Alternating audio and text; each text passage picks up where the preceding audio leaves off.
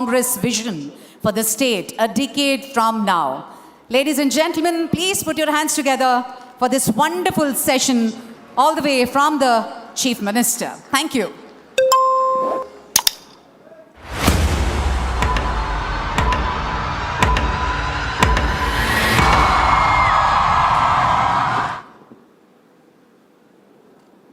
Hello, welcome to Way to News Conclave.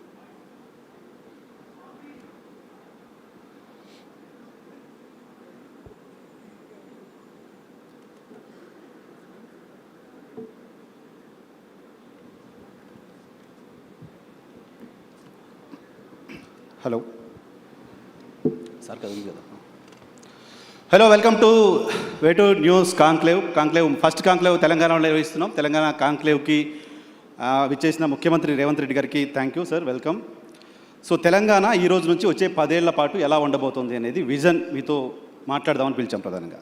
దానికంటే ముందు మీరు నాకు 2006 నుంచి తెలుసు, 2006లో మీరు ఒక విజన్ పెట్టుకొని 20 ఇయర్స్లో ముఖ్యమంత్రి చైర్లో 18 ఇయర్స్లో కూర్చున్నారు. సో మీ విజన్ కంప్లీట్ అయింది. ఇప్పుడు తెలంగాణ విజన్ ఏంటి? కమింగ్ 10 ఇయర్స్లో తెలంగాణను ఎలా చూడాలనుకున్నారు ఒకటి. దానికంటే ముందు లైటర్ వేలో నేను ఒకటి అడగాలనుకున్నా. 2006 నుంచి చూస్తున్నాను ఇప్పటి వరకు సేమ్ ఎనర్జీతో ఎలా ఉండగలుగుతున్నారు? ఎక్కడ రేవంత్ రెడ్డి కాస్త డల్ అయిపోయి అలాంటి విజువల్ ఎక్కడ కనపడదు ఎందుకు? ఎలా అంత ఎనర్జీ మెయింటైన్ చేస్తున్నారు?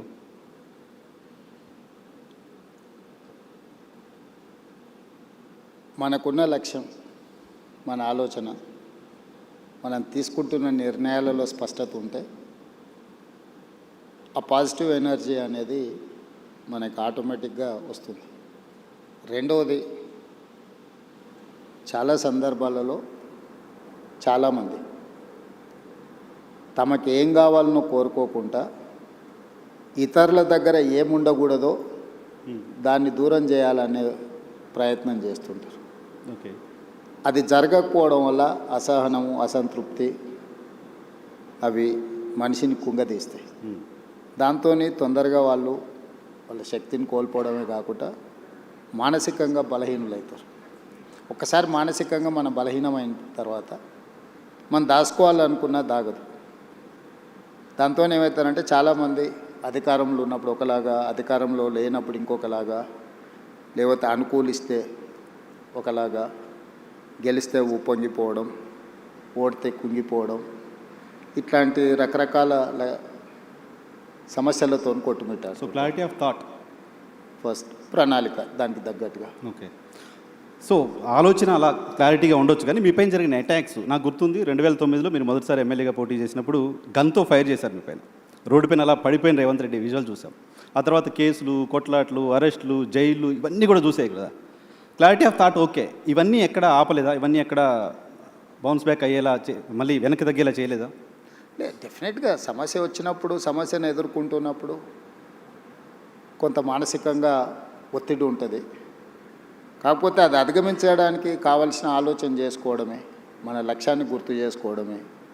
లేదా ఎదురుగా ఉండేవాళ్ళు కూడా కోరుకుంటున్నది అదే కదా.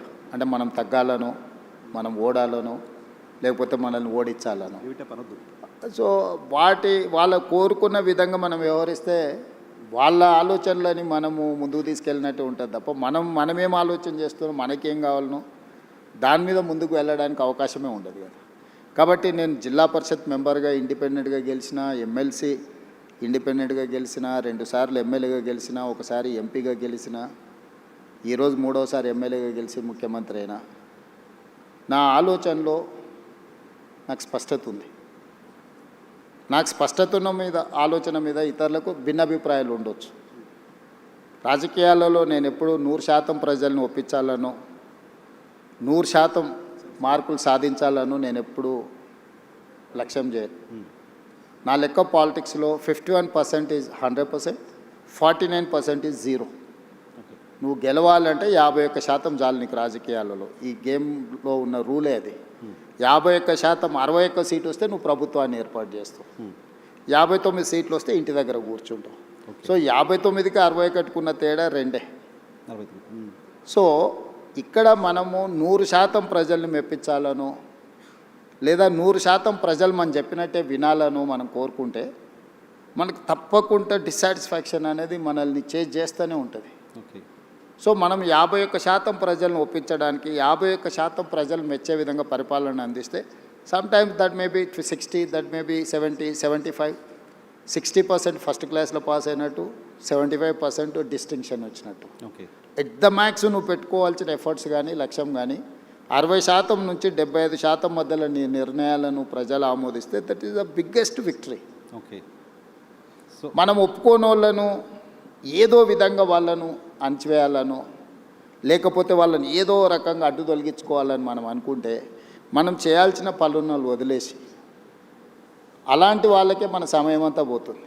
సో ఓకే, మన ఎనర్జీ మనం ఏం మన కావాలి, ఎనర్జీ అనేది, మన ఆలోచన అనేది మనకేం కావాలనే లక్ష్యం కోసం ఉపయోగించినప్పుడు తప్పకుండా దాని ఫలితాలు వేరే రకంగా ఉంటాయి. ఓకే. సో ఇప్పుడు మీ ఎనర్జీ అంతా తెలంగాణకి ఏం కావాలి, తెలంగాణ ఎలా అభివృద్ధి కావాలి అనే దానిపైన పెట్టారు, రైట్? సో ఏంటి మీ విజన్ ఏంటో ఒకసారి చెప్తారా? కమింగ్ 10 years తెలంగాణ ఎలా ఉండబోతోంది, రైజింగ్ తెలంగాణ?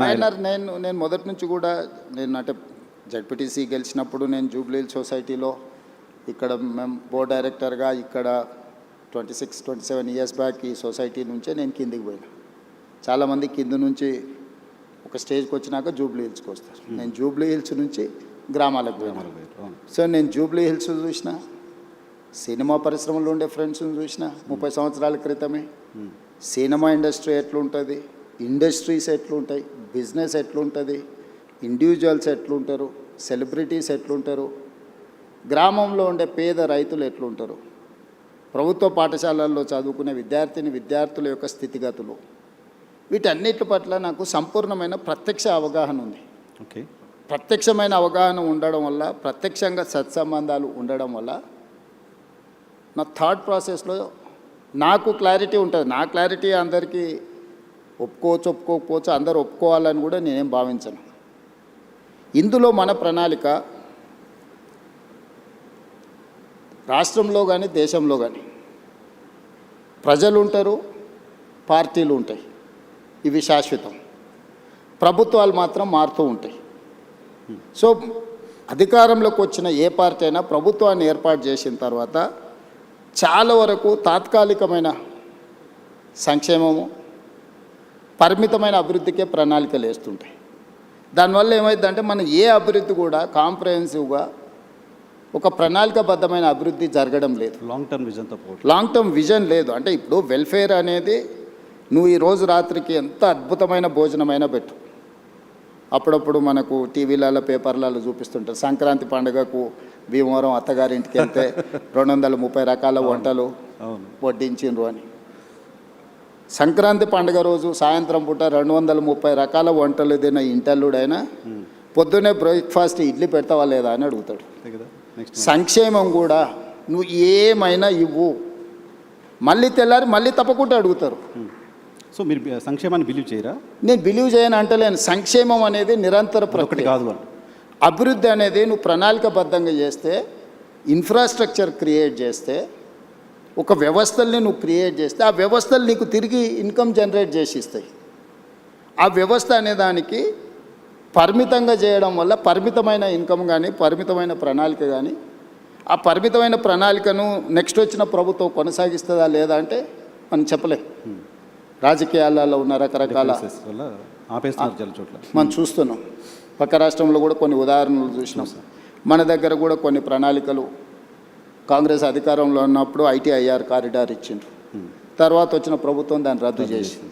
ఐటీఐఆర్ కారిడార్లో ప్రత్యక్షంగా కొన్ని లక్షల ఉద్యోగాలు, పరోక్షంగా 1 కోటి మంది పైగా జీవనాధారం దొరికే ఒక ప్రణాళిక. ఆ ప్రణాళికను వచ్చిన ప్రభుత్వం కొనసాగించలేదు. ఇట్లాంటివి చాలా ఉదాహరణలు ఉన్నాయి. అందుకోసం ప్రభుత్వాలు శాఖవారీగా చేస్తారు. అంటే ఈ శాఖ ప్రణాళిక ఇట్లా ఉండాలని చూస్తారు.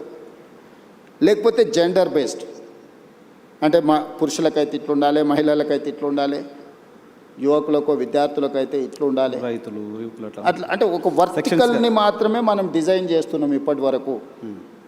ఈ వర్టికల్స్ డిజైన్ చేయడం వల్ల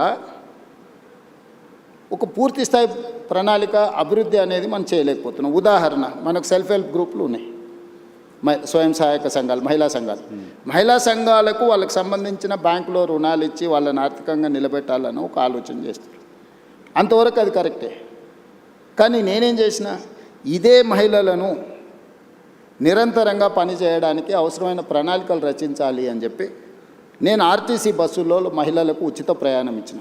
ఇది కేవలం మహిళ తన తల్లిగారింటికో లేకపోతే తనకు నచ్చిన మందిరాన్ని దేవాలయాన్ని సందర్శించుకోవడానికో అని చాలామంది అనుకుంటున్నారు. కానీ అది కాదు. మహిళనే growth engine for any state, any country. So ఈ మహిళ ఎక్కడి నుంచి ఎక్కడికి చేతి వృత్తి అయినా కానీ, కుల వృత్తి అయినా కానీ, ఉద్యోగ బాధ్యత అయినా కానీ, ఈరోజు గవర్నమెంట్ స్కూళ్ళలో 24-25లో 0 డ్రాప్ అవుట్స్ ఇన్ తెలంగాణ. నీతి ఆయోగ్ చెప్పింది, నేను చెప్పలేదు. చూసాను. ఎక్కువ మనం డ్రాప్ అవుట్స్ ఎక్కడ ఉన్నాయి? ఆడపిల్లల డ్రాప్ అవుట్స్. గ్రామాలలో 7th వరకు ఎడ్యుకేషన్ ఉంటే 8th పోవాలంటే పక్క ఊరికి పోవాలి. పక్క ఊరు పోవాలంటే తల్లిదండ్రులకు ఒక భారం. ఏ విధంగా పంపించాలనేది ఒక సమస్య, దానికి అయ్యే ఖర్చు ఏ విధంగా సమకూర్చుకోవాలనేది రెండో సమస్య, ఆడపిల్లలకు భద్రత ఉంటుందా లేదా అనేది మూడో సమస్య. కానీ నేను ఆర్టీసీలో ఉచిత ప్రయాణం ఇవ్వడం వల్ల ఏ విధంగా వెళ్ళాలనే సమస్య, ఆ ఖర్చులకు సంబంధించిన సమస్య నేను పరిష్కరించగలిగిన, రక్షణకు సంబంధించి తీసుకోవాల్సిన చర్యలు తీసుకున్నాం. సో ఆడపిల్లలు చదువు నుంచి దూరం కాకుండా మనం ఈ ప్రణాళిక వచ్చింది. ఈరోజు ఇదే మహిళలు తాము ఉద్యోగానికి కానీ ఎక్కడికి వెళ్ళినా నెలకు దాదాపుగా ఒక 10,000 రూపాయల సేవింగ్స్ ఉన్నాయి మహిళలకు. 28 నెలలలో ఆర్టీసీకి 10,000 కోట్ల రూపాయలు రాష్ట్ర ప్రభుత్వం చెల్లించింది. నీకు తెలుసు, రాష్ట్ర ప్రభుత్వంలో ఆర్టీసీ ఒక 50,000 మంది కార్మికులు, 50,000 కుటుంబాల ఆధారపడ్డ సంస్థ. గత ప్రభుత్వంలో దాదాపుగా 2 నెలలకు పైగా దీక్ష, ధర్నాలు, బంధులు మొత్తం ఎక్కడొక్కడ ఉండి 60-70 మంది డ్రైవర్లు, కండక్టర్లు ఆత్మహత్యలు చేసుకున్న పరిస్థితి. దివాలా తీసి ఆర్టీసీ మూసేస్తుండ్రు, ఆర్టీసీని ప్రైవేట్ పరం చేస్తుండ్రు అని ఆ రోజు ఉండే. మీరు కూడా జర్నలిస్ట్గా రిపోర్ట్ చేసి. కానీ ఈరోజు నేను లాభాలకు తీసుకొచ్చిన. ఈరోజు ఆర్టీసీ ప్రాఫిట్ మేకింగ్ ఇన్స్టిట్యూషన్. మీరు 10,000 కోట్లు చెల్లించి ఈ 10,000 కోట్లు ఎవ్రీ మంత్ నేను 350 కోట్ల రూపాయలు మహిళలను ఆర్టీసీలో ఉచిత ప్రయాణం ద్వారా రాష్ట్ర ప్రభుత్వం నుంచి ప్రతి నెల ఆర్టీసీకి నేను 350 కోట్ల రూపాయలు చెల్లించడం వల్ల driver same, conductor same, bus same, diesel same, వ్యవస్థ సేఫ్. అంతకుముందు 40% ఉన్న ఆక్యుపెన్సీ ఉన్న ఆర్టీసీ బస్సు ఈరోజు 98%కు తీసుకొచ్చిన నేను. ఏ బస్సు ఖాళీగా పోతలేదు. ఆ ఖాళీగా తిరిగే బస్సులలో మహిళలు ప్రయాణించడం వల్ల ఆర్టీసీకి ఆదాయం రావడమే కాకుండా సంస్థ నిలదొక్కుని ఈరోజు ఆ సంస్థ లాభసాటిగా మారింది. సో మీరు పర్సన్ సెంట్రిక్ డెవలప్మెంట్ గురించి మాట్లాడుతున్నారు. పర్సన్స్ అంతా సెక్షన్స్గా డెవలప్ అవుతే స్టేట్ డెవలప్ అవుతున్న విజన్.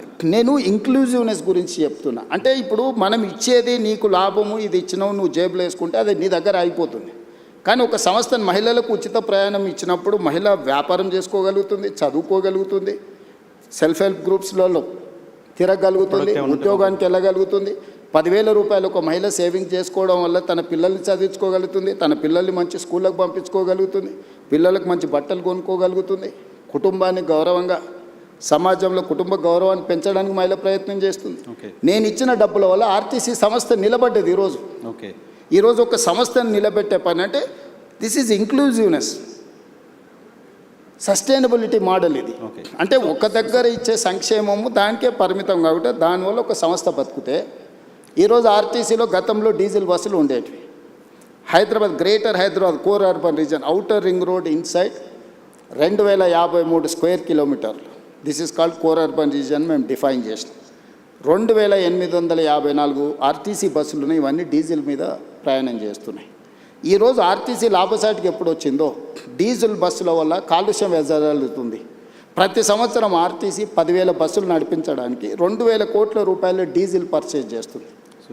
సో ఇప్పుడు ఈ డీజిల్ బస్సులను అన్నిటిని కూడా మార్చి నేను ఈవీ బస్సులు కొంటున్నా. సిటీలో ఆల్మోస్ట్ ఇప్పటికి 1000 బస్సులు వచ్చినాయి.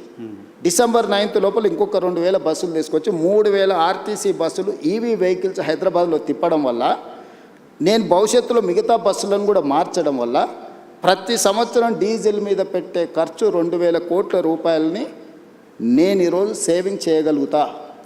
ఈ 2,000 కోట్ల సేవింగ్స్తో నేను ఈవీ బస్సులు కొనుక్కోవడమే కాకుండా కాలుష్యాన్ని కూడా నేను నియంత్రించగలుగుతున్నా. సో మీకు ఒక ప్రభుత్వం చేసే ఒక పని తాలూకా ఇంపాక్ట్ మల్టిపుల్గా ఉండాలి అని చెప్తారు. అట్లా చేయాలి. కాంప్రహెన్సివ్ సస్టైనబుల్ మోడల్ అనేది మనం ఎన్నుకోవాలి. ఒక పని, ఒక ప్రయత్నం ఒక దగ్గర సంక్షేమం లాగా కనిపించినా, ఇక్కడ స్పెండింగ్ ఇక్కడ ఖర్చు పెడుతున్నట్టు కనిపించినా, అది ఇతర ఆదాయాలను సృష్టించడానికి ప్రణాళికలు ఉండాలి.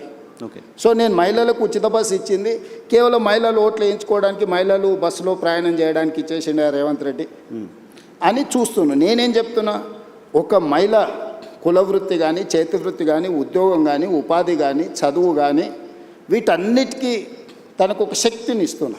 సో అది ఓకే, మహిళలకు సంబంధించి సరే, దానికి సంబంధించిన ఇంపాక్ట్ మీరు అంతా చెప్పారు, ఓకే. బట్ 1 ట్రిలియన్ ఎకాడమీ నేను చేస్తాను 34 వరకు అని చెప్పి మీరు ఒక మాట మాట్లాడుతున్నారు కంటిన్యూస్గా. మొత్తం దేశ జీడీపీలో 10% మేము కాంట్రిబ్యూట్ చేయాలనుకుంటున్నామని చెప్తున్నారు. సో దీంతో సాధ్యమవుతుందా? ఇంకేదో పెద్ద పెద్ద పెట్టుబడులు రావాల్సిన అవసరం ఉంటుంది, ఇంకా చాలా చేయాల్సిన అవసరం. Yes YNR, I do agree. నేను ఇంతకు నీకు ప్రారంభంలోనే చెప్పిన, ఒక శాఖకు సంబంధించో ఒక చిన్న ఏరియాకి సంబంధించో మనం డిజైన్ చేస్తున్నాం. కార్పొరేట్ కంపెనీస్ కూడా వాళ్ళు కూడా వాళ్ళ ఫైనాన్షియల్ ఎట్లా ఉండాలి, ఫ్యూచర్ ఎక్స్పాన్షన్ ఎట్లా ఉండాలి, దాని రిసోర్సెస్ ఎట్లా ఉండాలా, దాన్ని మినిమం ఎక్స్పెండిచర్ మ్యాక్సిమం ప్రాఫిట్ ఎట్లా ఉండాలి, ఎట్లయితే ప్రణాళిక చేస్తారో రాష్ట్రాలకు కూడా ప్రణాళిక ఉండాలి. నేను ఓపెనింగ్ రిమార్క్స్లో చెప్పిన, ప్రజలు ఉంటారు, పార్టీలు ఉంటాయి, ప్రభుత్వాలు మారుతూ ఉంటాయి. మారిన ప్రభుత్వానికి భవిష్యత్తు పట్ల ఒక స్పష్టత ఉండాలి. ఆ స్పష్టతనే ప్రణాళిక రూపంలో మనం రచించుకోవాలి. ఇప్పటివరకు భారతదేశంలో ఏ రాష్ట్రానికి కూడా కాంప్రహెన్సివ్ డిజైన్ అనేది లేదు, కాంప్రహెన్సివ్ పాలసీ లేదు. అందుకే నేను తెలంగాణ రాష్ట్ర ముఖ్యమంత్రిగా బాధ్యతలు చేపట్టిన తర్వాత నా 17 ఇయర్స్ అపోజిషన్ ఎక్స్పీరియన్స్, నేను జడ్పీటీసీ ప్రతిపక్షంలోనే, ఎమ్మెల్సీ ప్రతిపక్షమే, ఎమ్మెల్యే ప్రతిపక్షమే, ఎంపీ ప్రతిపక్షం. 17 ఇయర్స్లో నేను ముఖ్యమంత్రి అయ్యే వరకు నేను ప్రతిపక్షంలో ఉన్నా. ఏ రోజు కూడా అధికారంలో లేను, అధికార పార్టీలో కూడా లేను. కానీ 17 సంవత్సరాల సుదీర్ఘ నా ప్రతిపక్షంలో ఉన్న నాకున్న అనుభవం, సమస్యలు చూసిన కోణం, సమస్యల్ని ప్రత్యక్షంగా ఏ విధంగా పరిష్కరించవచ్చు అన్న ఉన్న ఆలోచనతో తెలంగాణ కోసం ఒక పాలసీ డాక్యుమెంట్ని తయారు చేసి, ఆ పాలసీ డాక్యుమెంట్ పేరే తెలంగాణ రైజింగ్ 2047. ఈ పాలసీ డాక్యుమెంట్ ఉండాలన్నది నా ఆలోచన. పాలసీలో చాప్టర్స్ అనేటివి నేను రాసినవి కాదు. ఓ సత్యనాథేళ్ళ ఇందులో ఉన్నాడు, సంతను నారాయణ ఉన్నాడు, లేకపోతే world bank chairman Ajay Banga ఉన్నాడు, లేకపోతే రఘురామరాజన్ ఎక్స్ ఆర్బీఐ గవర్నర్ ఉన్నాడు, NITI Aayog government of India vice chairman Suman Bery ఉన్నాడు, ఐఎస్బీ ఇన్స్టిట్యూట్ ఇక్కడ ఏదైతే ఉన్నదో one of the best institute in the world, ISB మా policy document partner, NALSAR university మా policy document partner, okay. Great Britain prime minister Tony Blair అతను మా దాంట్లో, అది ఇప్పుడు ఫార్మర్ ప్రైమ్ మినిస్టర్, అతను మా పాలసీ డాక్యుమెంట్లో పార్ట్నర్. అంటే ప్రపంచంలో ఉండే వివిధ మేధావులను, వివిధ పెద్ద పెద్ద కార్పొరేట్ కంపెనీల సీఈఓలను మన తెలంగాణ రైజింగ్ 2047 పాలసీ డాక్యుమెంట్లో వాళ్ళందరినీ బోర్డులోకి తీసుకొచ్చి కంప్లీట్గా వాళ్ళందరికీ మేమేమనుకుంటున్నాం వాళ్ళతో కూర్చొని మాట్లాడి పబ్లిక్ డొమైన్లో కూడా పెడితే దాదాపుగా మనకు ఒక 20 లక్షల సజెషన్స్ వచ్చినాయి ఆన్లైన్. వాటన్నిటిని కూడా ఫిల్టర్ చేసినాం. అందులో ఉండే ఎస్సెన్స్ అంతా వాళ్ళు ఇచ్చిన సూచనలు, సలహాలు, అది విద్యార్థులకు కావచ్చు, లేకపోతే నిరుద్యోగుల కోసం కావచ్చు, లేకపోతే ఉమెన్ కోసం కావచ్చు, లేకపోతే ఐటీ పాలసీ కావచ్చు, ఇండస్ట్రియల్ పాలసీ కావచ్చు, లేకపోతే ఏఐ కావచ్చు, ఇట్లా చెప్పుకుంటూ వెళ్తే ప్రతి వర్టికల్ మీద ఆల్మోస్ట్ 8 months కంటిన్యూస్గా చీఫ్ సెక్రటరీ నుంచి ప్రతి ఆఫీసర్ని ఇందులో పెట్టి, ఒక గ్రూప్ ఆఫ్ ఆఫీసర్స్ని పెట్టి, గ్రూప్ ఆఫ్ మినిస్టర్స్ని పెట్టి కన్సెన్సస్ బిల్డ్ చేసి ప్రపంచ దేశంలో ఉన్న ప్రతి ఒక్కరిని మన పాలసీ డాక్యుమెంట్లో ఇంక్లూడ్ చేసి ఇక్కడ ఉన్న నైసర్గిక స్వరూపాన్ని వివరించి, ఇప్పుడు కాశ్మీర్లో ప్లాన్ చేసుకుంటే కాశ్మీర్కు తగ్గట్టు చేసుకోవాలి. కాశ్మీర్లో ప్లాన్ చేసిన ఐస్ కోసము, ఐస్ తుఫాన్ల కోసము తెలంగాణలో ప్లాన్ చేసినాం అనుకో, ఇక్కడ ఐస్ వచ్చేది లేదు, చూసుకోవాలి కదా.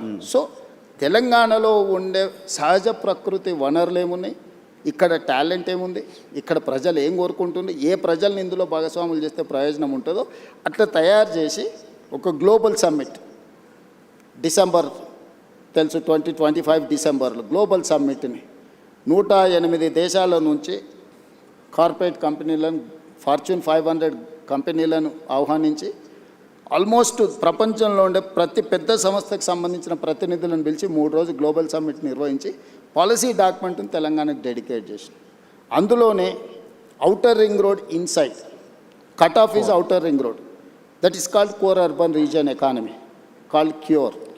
ఈ 2053 స్క్వేర్ కిలోమీటర్లలో మన రాష్ట్ర జనాభాలో 40% నివసిస్తున్నారు. 1,34,00,000 మంది ప్రజలు ఇక్కడ నివసిస్తున్నారు లోపల, ఈ రింగ్ రోడ్డు లోపలనే. ఇక్కడ పరిశ్రమలు ఉన్నాయి, కాలుష్యం వెదజల్లే పరిశ్రమలు ఉన్నాయి, రకరకాల ఎంక్రోచ్మెంట్స్ ఉన్నాయి, నాలా ఎంక్రోచ్మెంట్స్ ఉన్నది, వాటర్ బాడీస్ ఎంక్రోచ్మెంట్స్ ఉన్నాయి, నదుల ఎంక్రోచ్మెంట్స్ ఉన్నాయి, అన్ని రకాల సమస్యలతో కూడుకున్న థిక్ పాపులేటెడ్ ఏరియా. సో దీన్ని ఈ క్యూర్ని ఏ విధంగా క్యూర్ చేయాలనేది మా పాలసీ. ఓకే, అందుకే మేము హిల్ట్ పాలసీ తీసుకొచ్చినాం. ఇక్కడ ఉన్న కాలుష్యం వెదజల్లే పరిశ్రమలని ఈ కోర్ అర్బన్ రీజన్ బయటికి తరలించాలి. సరే ఈ హిల్ట్ పైన సరే మిమ్మల్ని అక్కడికే వస్తున్నా. సో మేము నదులను ఆక్రమించుకున్నారు, చెరువులను ఆక్రమించుకున్నారు, కుంటలను ఆక్రమించుకున్నారు, నాలాలను ఆక్రమించుకున్నారు, పబ్లిక్ పార్క్స్ని ఆక్రమించుకున్నారు, గవర్నమెంట్ ల్యాండ్స్ని ఆక్రమించుకున్నారు. సో ఇన్ని ఆక్రమణలు జరిగిన తర్వాత ఈ నగరాన్ని ఎవరైనా ప్రక్షాళన చేయగలరా? నదుల ఆక్రమణలు తొలగిస్తే ఆక్రందనలు అంటారు, చెరువులను తొలగిస్తే, కుంటలను తొలగిస్తే, నాలాలను తొలగిస్తే వీటి వల్ల ప్రకృతి వైపరీత్యం. ఎక్కడైతే నీళ్లు ఉండాలనో ఆ నీళ్ళు స్థావరాన్ని నువ్వు ఆక్రమించుకుంటే నీళ్ళు నీ మీదకి వస్తాయి. జపాన్లో ఒక సేయింగ్ ఉంది, నగరాలను నువ్వు కలుషితం చేసినా మర్చిపోతాయేమో కానీ నీటి వనరులను నువ్వు కలుషితం చేస్తే ఎప్పుడూ మర్చిపోదు. ఈరోజు నువ్వు ఎక్కడైతే ఎంక్రోచ్మెంట్ చేస్తున్నావు, వాటర్ బాడీస్ని కానీ, లేక్స్ని కానీ, వాటర్ ఫ్లోస్ని కానీ నువ్వు డిస్టర్బ్ చేస్తావు, ప్రకృతి వైపరీత్యం జరిగినప్పుడు ఎక్కడైనా నువ్వు తీసుకో విధ్వంసం, విలయ తాండవం జరుగుద్ది.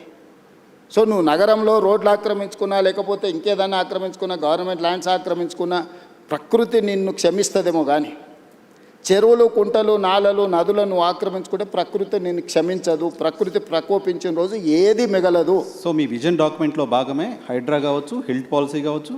ఎస్, నేను తీసుకొచ్చిన ఏ పాలసీ కూడా ఈ నగరాన్ని ఒక ఆపరేషన్ చేస్తున్నప్పుడు పేషెంట్కి మత్తు ఇచ్చి ఆపరేషన్ చేస్తారు కదా, బట్ మీరు జనాలు మెంటల్గా ప్రిపేర్ చేయకుండా, మీ విజన్ ఏంటో ప్రాపర్గా చెప్పకుండా అలా చేయడం అలా చేశారు. చాలామంది ఆక్రదనలు, ఇంట్లో బట్టలు తీసుకోవడానికి కూడా అవకాశం లేకుండా కూర్చొని ఇటువంటి ఒక విమర్శలు ప్రభుత్వం ఫేస్ చేయడం ఉంది. డెఫినెట్గా ఉంది. ఇంప్లిమెంట్ చేసేటప్పుడు వార్ జరిగినప్పుడు అందరు సైనికులే చచ్చిపోరు, యుద్ధం జరిగినప్పుడు కొంతమంది అమాయకులు కూడా చచ్చిపోతారు. అట్లని ఎవరు యుద్ధం ఆపరు.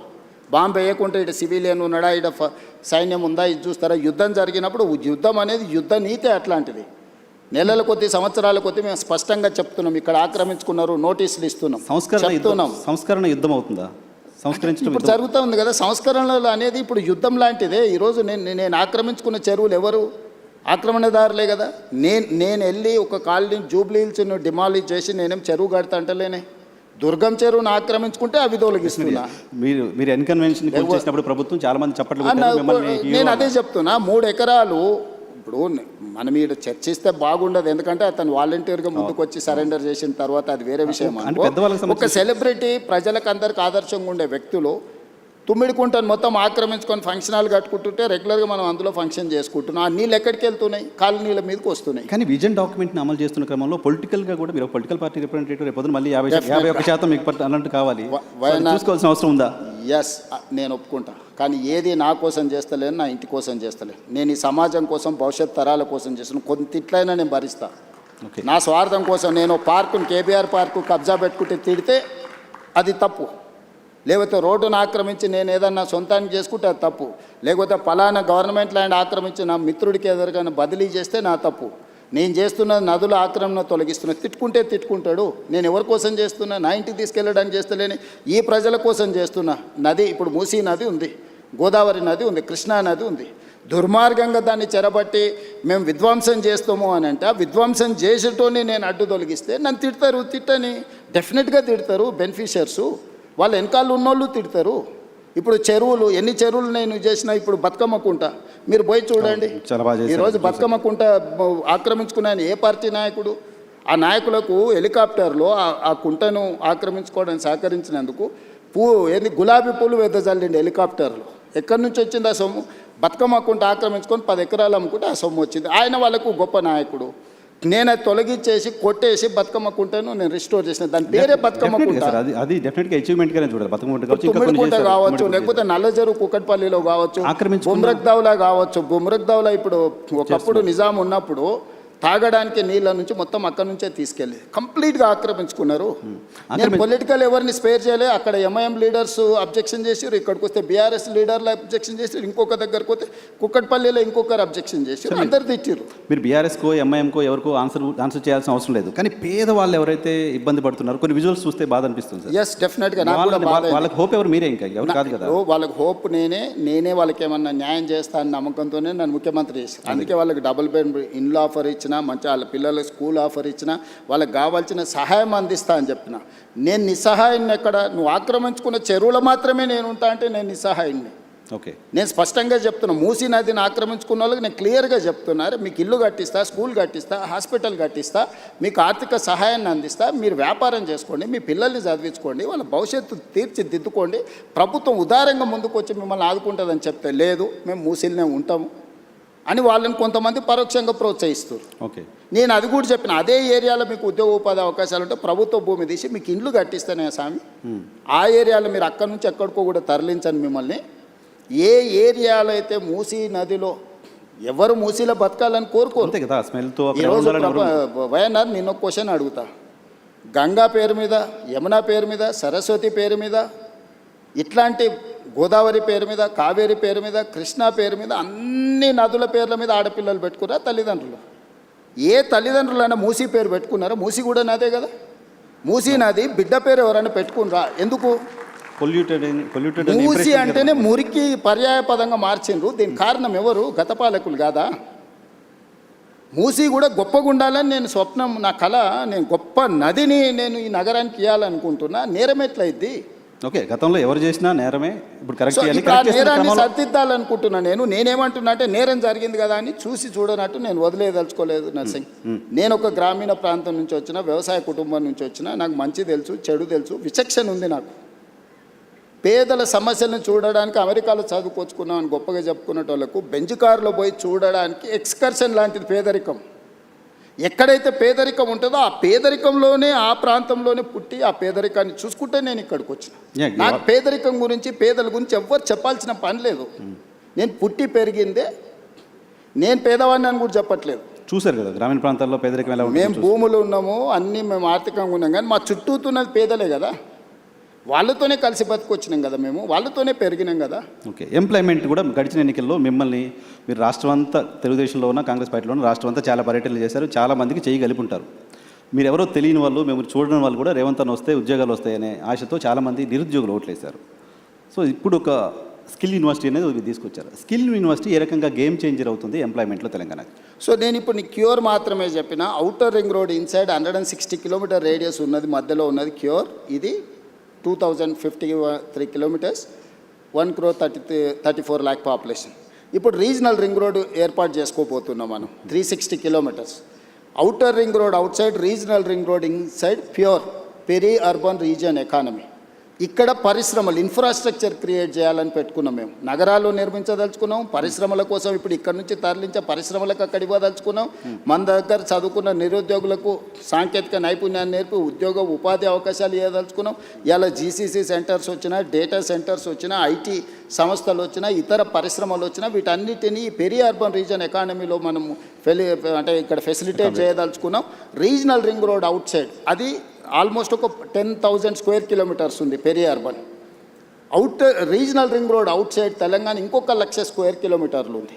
అంటే తెలంగాణ మొత్తం 1,12,000 స్క్వేర్ కిలోమీటర్లు ఉంటే 2,000 స్క్వేర్ కిలోమీటర్లు ఏమో క్యూర్ కింద తీసుకున్నాం, 10,000 స్క్వేర్ కిలోమీటర్లు ప్యూర్ కింద తీసుకున్నాం, 1,00,000 square kilometre RARE rural agricultural region economy. So కంప్లీట్గా ఒక్కటేమో సర్వీస్ సెక్టర్, రెండవది మ్యానుఫ్యాక్చరింగ్ సెక్టర్, మూడవది అగ్రికల్చర్ సెక్టర్. సో తెలంగాణ రాష్ట్రానికి రాబోయే 100 సంవత్సరాలకు అవసరమైన ఒక ప్రణాళికను, ఒక పాలసీ డాక్యుమెంట్ను తెలంగాణ రైజింగ్ 2047 అని ఈ దేశంలోనే మొట్టమొదటిసారి తెలంగాణ రాష్ట్రం అడాప్ట్ చేసుకున్నది. మేము ఆ పాలసీని ఎగ్జిక్యూట్ చేయడానికి ప్రయత్నం చేస్తున్నాం, రోడ్ మ్యాప్ వేస్తున్నా నేను. ఈరోజు ఫ్యూచర్ సిటీ 30,000 ఎకరాలలో ఒక కొత్త నగరాన్ని నిర్మించాలనుకుంటున్నాం. ఇప్పటివరకు ఈ దేశంలో కొత్త నగరం కోసం ఎవరైనా ఆలోచన చేసారా? ఓ ఫైనాన్షియల్ డిస్ట్రిక్ట్ అనో, నాలెడ్జ్ పార్క్ అనో, ఒక 400 ఎకరాలు 500 ఎకరాలు కాలనీలు కట్టిండ్రు. కానీ కాంప్రహెన్సివ్ ఒక సిటీ, న్యూయార్క్ సిటీతోనో, లేకపోతే జపాన్ టోక్యోతోనో, లేకపోతే సింగపూర్తోనో, సౌత్ కొరియాలో ఒక సిటీతో కంపేర్ చేసే సిటీ భారతదేశంలో ఎవరైనా నిర్మించారా? ఆలోచన చేసిందా? సిటీ నిర్మాణం అనేది సాధ్యమవుతుందా? సిటీని ఒక ప్రభుత్వం నిర్మించగలుగుతుందా? 100%. మనం ట్రంక్ ఇన్ఫ్రాస్ట్రక్చర్ క్రియేట్ చేస్తే hundreds of thousands of builders are ready to construct. మనం చేయాల్సిన పని అది కాదు. మనం ట్రంక్ ఇన్ఫ్రాస్ట్రక్చర్ చేయాలి, కనెక్టివిటీ చేయాలి, మెట్రో కనెక్టివిటీ ఇవ్వు, నేషనల్ హైవేస్ ఇవ్వు, పోర్ట్ కనెక్టివిటీ ఇవ్వు, ఎయిర్పోర్ట్ కనెక్టివిటీ ఇవ్వు. ఇది మాత్రమే ప్రభుత్వం చేయాలి. అంటే ఒక ఏరియాని ఇయర్ మార్క్ చేసి ల్యాండ్ అక్వైర్ చేసి ఎకో సిస్టమ్ మనం డెవలప్ చేస్తే సిటీలు నిర్మించడానికి లక్షల కోట్లు పెట్టుబడులు పెట్టడానికి దాన్నే వ్యాపారంగా మార్చుకొని సిటీని అభివృద్ధి చేయడానికి చాలామంది రెడీగా ఉన్నారు. ఇప్పుడు ఫైనాన్షియల్ డిస్ట్రిక్ట్ ఉంది, మొత్తం ప్రభుత్వం కట్టలేదే. ప్రభుత్వం ఏం కట్టింది? ఇది ఫైనాన్షియల్ డిస్ట్రిక్ట్, ఇక్కడ వచ్చి పెట్టుబడి పెట్టండి అన్నారు. వాళ్ళకి ఇన్సెంటివ్స్ ఇచ్చిండ్రు. ఈరోజు 10 లక్షల మంది ఆ ఒక 1000 ఎకరాలలో పనిచేస్తారు.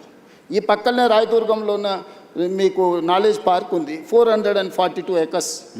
జస్ట్ ఆ ల్యాండ్ లేఅవుట్ వేసేస్తే వాళ్ళే ఆక్షన్లు పెట్టి మన 177 కోట్లకి ఎకరం ల్యాండ్ కొనుక్కున్నారు.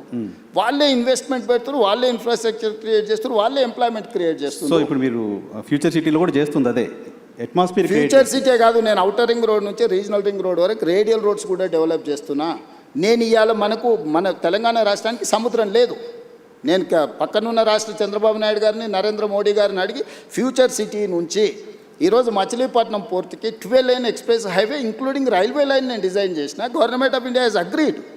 మనము జపాన్ వీటిని దేన్ని ఎందుకు అభివృద్ధి చెందిన దేశం అంటున్నాం? అక్కడ బుల్లెట్ ట్రైన్లు ఉన్నాయి కాబట్టి అభివృద్ధి చెందిన దేశం అంటున్నారు. అక్కడ పేదరికం లేదా?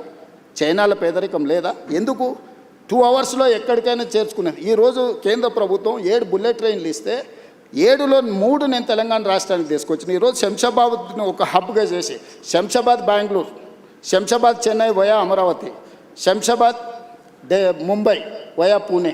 సో ఈరోజు ఇన్ని కనెక్టివిటీస్ని డెవలప్ చేయడానికి రైల్ కనెక్టివిటీ తీసుకొచ్చిన, రోడ్ కనెక్టివిటీ తీసుకొస్తున్నా. ఈరోజు నేను పోర్ట్ కనెక్టివిటీ తీసుకొస్తుంది. ఇవన్నీ ఇన్నేళ్ళు ఎందుకు చేయలేదు? 10 ఏళ్ళు తెలంగాణ వచ్చినాక ఒక్కరోజు కూడా ఆలోచన చేయలేదే వీళ్ళు. ఇప్పుడు చేస్తుంటే అడ్డం పెడతారు. ఫ్యూచర్ సిటీ కట్టనే లేవు, ఫ్యూచర్ లేని వ్యక్తి ఫ్యూచర్ సిటీ కడతాడంట. నా ఫ్యూచరు 17 సంవత్సరాలు నా గ్రోత్ చూస్తే వాళ్ళకే కాదు, వాళ్ళ తాతలకు కూడా అర్థమైంది ఈ ఫ్యూచర్ ఏంటని, నా ఫ్యూచర్ ఏందనేదాన్ని. నా ఫ్యూచర్ వాళ్ళు కాదు డిసైడ్ చేయాల్సింది, ప్రజలు డిసైడ్ చేసారు నా ఫ్యూచర్ని. సార్ ఇంకొక క్వశ్చన్ ఉంది, దీనికి సంబంధించి తీసుకొని నేను మిగతా పొలిటికల్ ఇష్యూస్లోకి వెళ్తాను. మీరు చాలా సందర్భాలు క్లెయిమ్ చేసుకుంటారు, నేను ఒక రియల్ ఎస్టేట్ పర్సన్ని, నేను రియల్ ఎస్టేట్ నా వ్యాపారం, నా బ్రతుకు తెరవదే అదే చేసి వచ్చాను అని చెప్తారు. కానీ ఈరోజు హైదరాబాద్లో తెలంగాణలో పర్టికులర్గా హైదరాబాద్లో రియల్ ఎస్టేట్ పరిస్థితి ఏంటి అంటే మీరు సాటిస్ఫై అవుతున్నారా బాగానే ఉంది అని? అంటే రియల్ ఎస్టేట్ బాగుంది, కానీ నేను ఆశించినంత మేరకు లేదు. ఇది ఈ ఒక్క నగరానికే కాదు, మొత్తం ప్రపంచంలోనే ఒకసారి ఒక స్లో డౌన్ అనేది ఉంటుంది. కొన్ని సంవత్సరాలకు కొన్ని ఆర్థికపరమైన యుద్ధం కావచ్చు, ఆర్థిక పరిస్థితులు కావచ్చు, లేకపోతే డాలర్ ఫ్లక్చుయేషన్ కావచ్చు, రకరకాల ఇష్యూస్.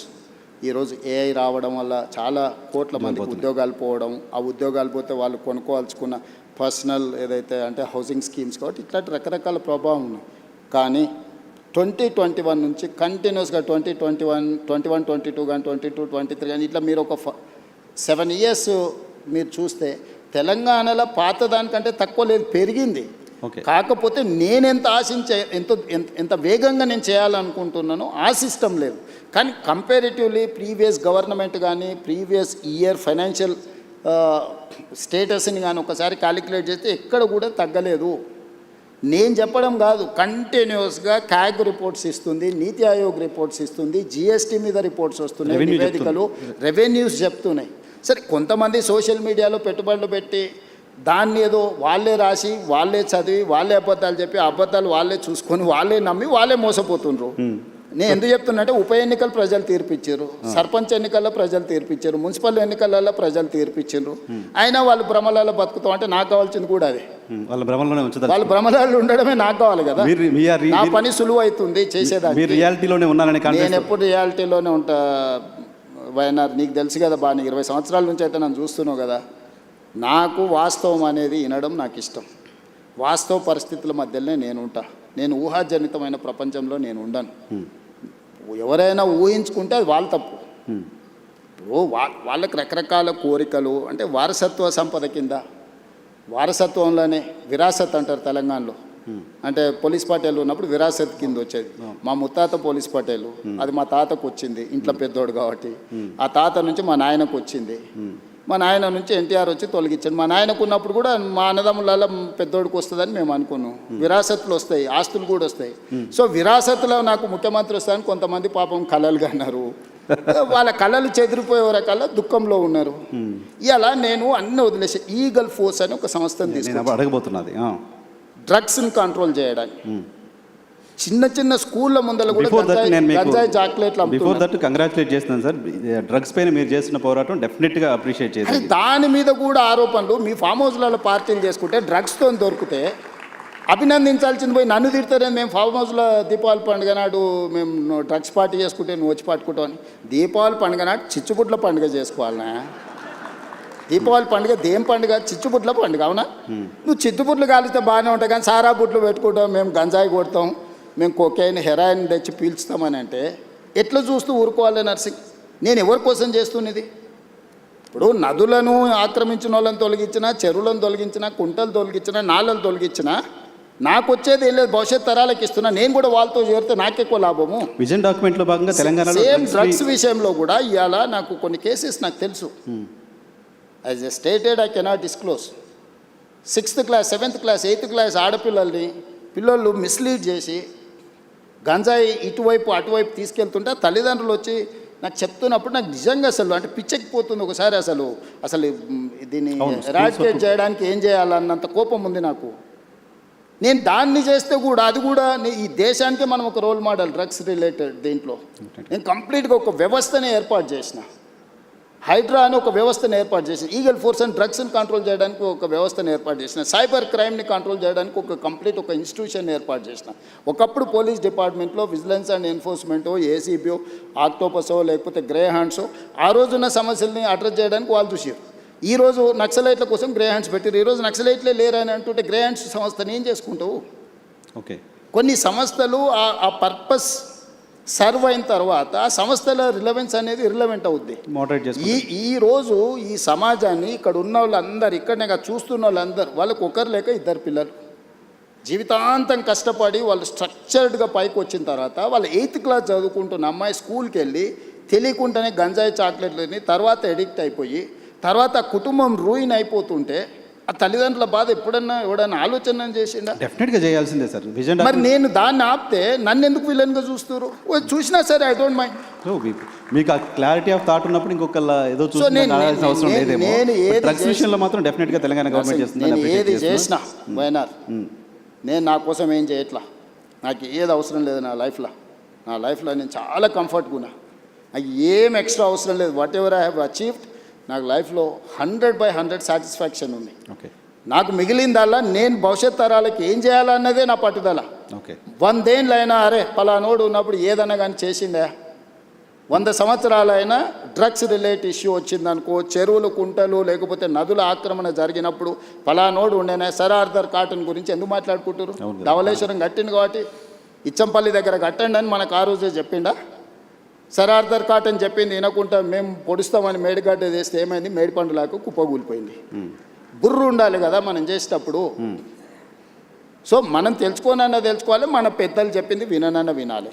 ఈ రెండు లేకుండా మనం సగం జ్ఞానంతో చేస్తే సమస్యలు వస్తాయి. కొన్ని విధానాలు ఇంతకుముందు చెప్తున్నట్టుగా విజన్ డాక్యుమెంట్ గురించి చెప్తున్నారు. ఇంకొక పాయింట్ నేను ప్రధానంగా మీరు వచ్చిన తర్వాత నోటీస్ చేసింది, సన్నబియ్యం ఒకటి ఇస్తున్నారు, అప్రిషియేట్ చేయదగ్గ ఇష్యూ డెఫినెట్గా. దాంతోపాటు మీరు ఇప్పుడు యంగ్ ఇండియా మోడల్ స్కూల్స్ అని పెడుతున్నారు. Young India model schools, integrated model schools పెడుతున్నారు కదా సార్. ఆల్రెడీ చాలా స్కూల్స్ ఉన్నాయి. స్కూల్స్ పెట్టాలంటే మీరు మెర్జ్ చేయొచ్చు, ఒక దగ్గర పెట్టచ్చు. స్కూల్స్ కట్టడం అనేది కార్యక్రమంగా ఎందుకు ఉండాల్సిన అవసరం ఉంది? స్కూల్ బిల్డింగ్స్ మళ్ళీ కట్టాల్సిన అవసరం ఎందుకు ఉంటుంది? ఎడ్యుకేషన్ సిస్టంలో కదా చేంజ్ చేసి రావాలి. నర్సింగ్ చాలా మంచి క్వశ్చన్ అడిగినావు. దాదాపుగా 6 లక్షల పైచీలకి 7 లక్షల గ్రామాలు ఉన్నాయి భారతదేశంలో. స్వతంత్రం వచ్చినప్పుడు నిరక్షరాస్యతనే మనకు పెద్ద సమస్య. ఆ రోజు మొదటి ప్రధానమంత్రి 2 పాలసీలు తీసుకున్నాడు. ఒకటి, కరువు కాటకాలతో ఆకలితో దేశ ప్రజలు చచ్చిపోతుంటే బురద మట్టి దీన్ని బతికే రోజులు స్వతంత్రం వచ్చినప్పుడు. చదువులేని నిరక్షరాస్యత ఉన్నాడు. మొదటి ప్రధానమంత్రి 2 పాలసీస్ తీసుకున్నాడు. ఒకటి ఎడ్యుకేషన్, 2 ఇరిగేషన్. ఎడ్యుకేషన్ ఆయన తీసుకున్నాడు కాబట్టి ఈరోజు దేశ స్థాయిలో ఉన్న పెద్ద ఇన్స్టిట్యూషన్స్, ఐఐటీలు, ఐఐఎంలు, లేకపోతే ఈరోజు పెద్ద యూనివర్సిటీలు అన్నిటిని కూడా పండిత్ జవహర్లాల్ నెహ్రూ గారు ఎస్టాబ్లిష్ చేసిండు. కాబట్టే ఈ దేశంలో చదువు వచ్చి ప్రపంచానికి మనం జ్ఞానాన్ని పంచగలుగుతున్నాం. రెండోది, ఆయన ఇరిగేషన్ తీసుకోవడం అంటే ఈ రోజున్న నాగార్జున సాగర్, శ్రీశైలం, శ్రీరామ్ సాగర్ ఎవరు కట్టిండ్రు? పండిత్ జవహర్లాల్ నెహ్రూ కట్టిండు. కాలువలు ఉన్న కాలువలలో పూడిన పూడికను కూడా మనం తీయలేకపోతున్నాము.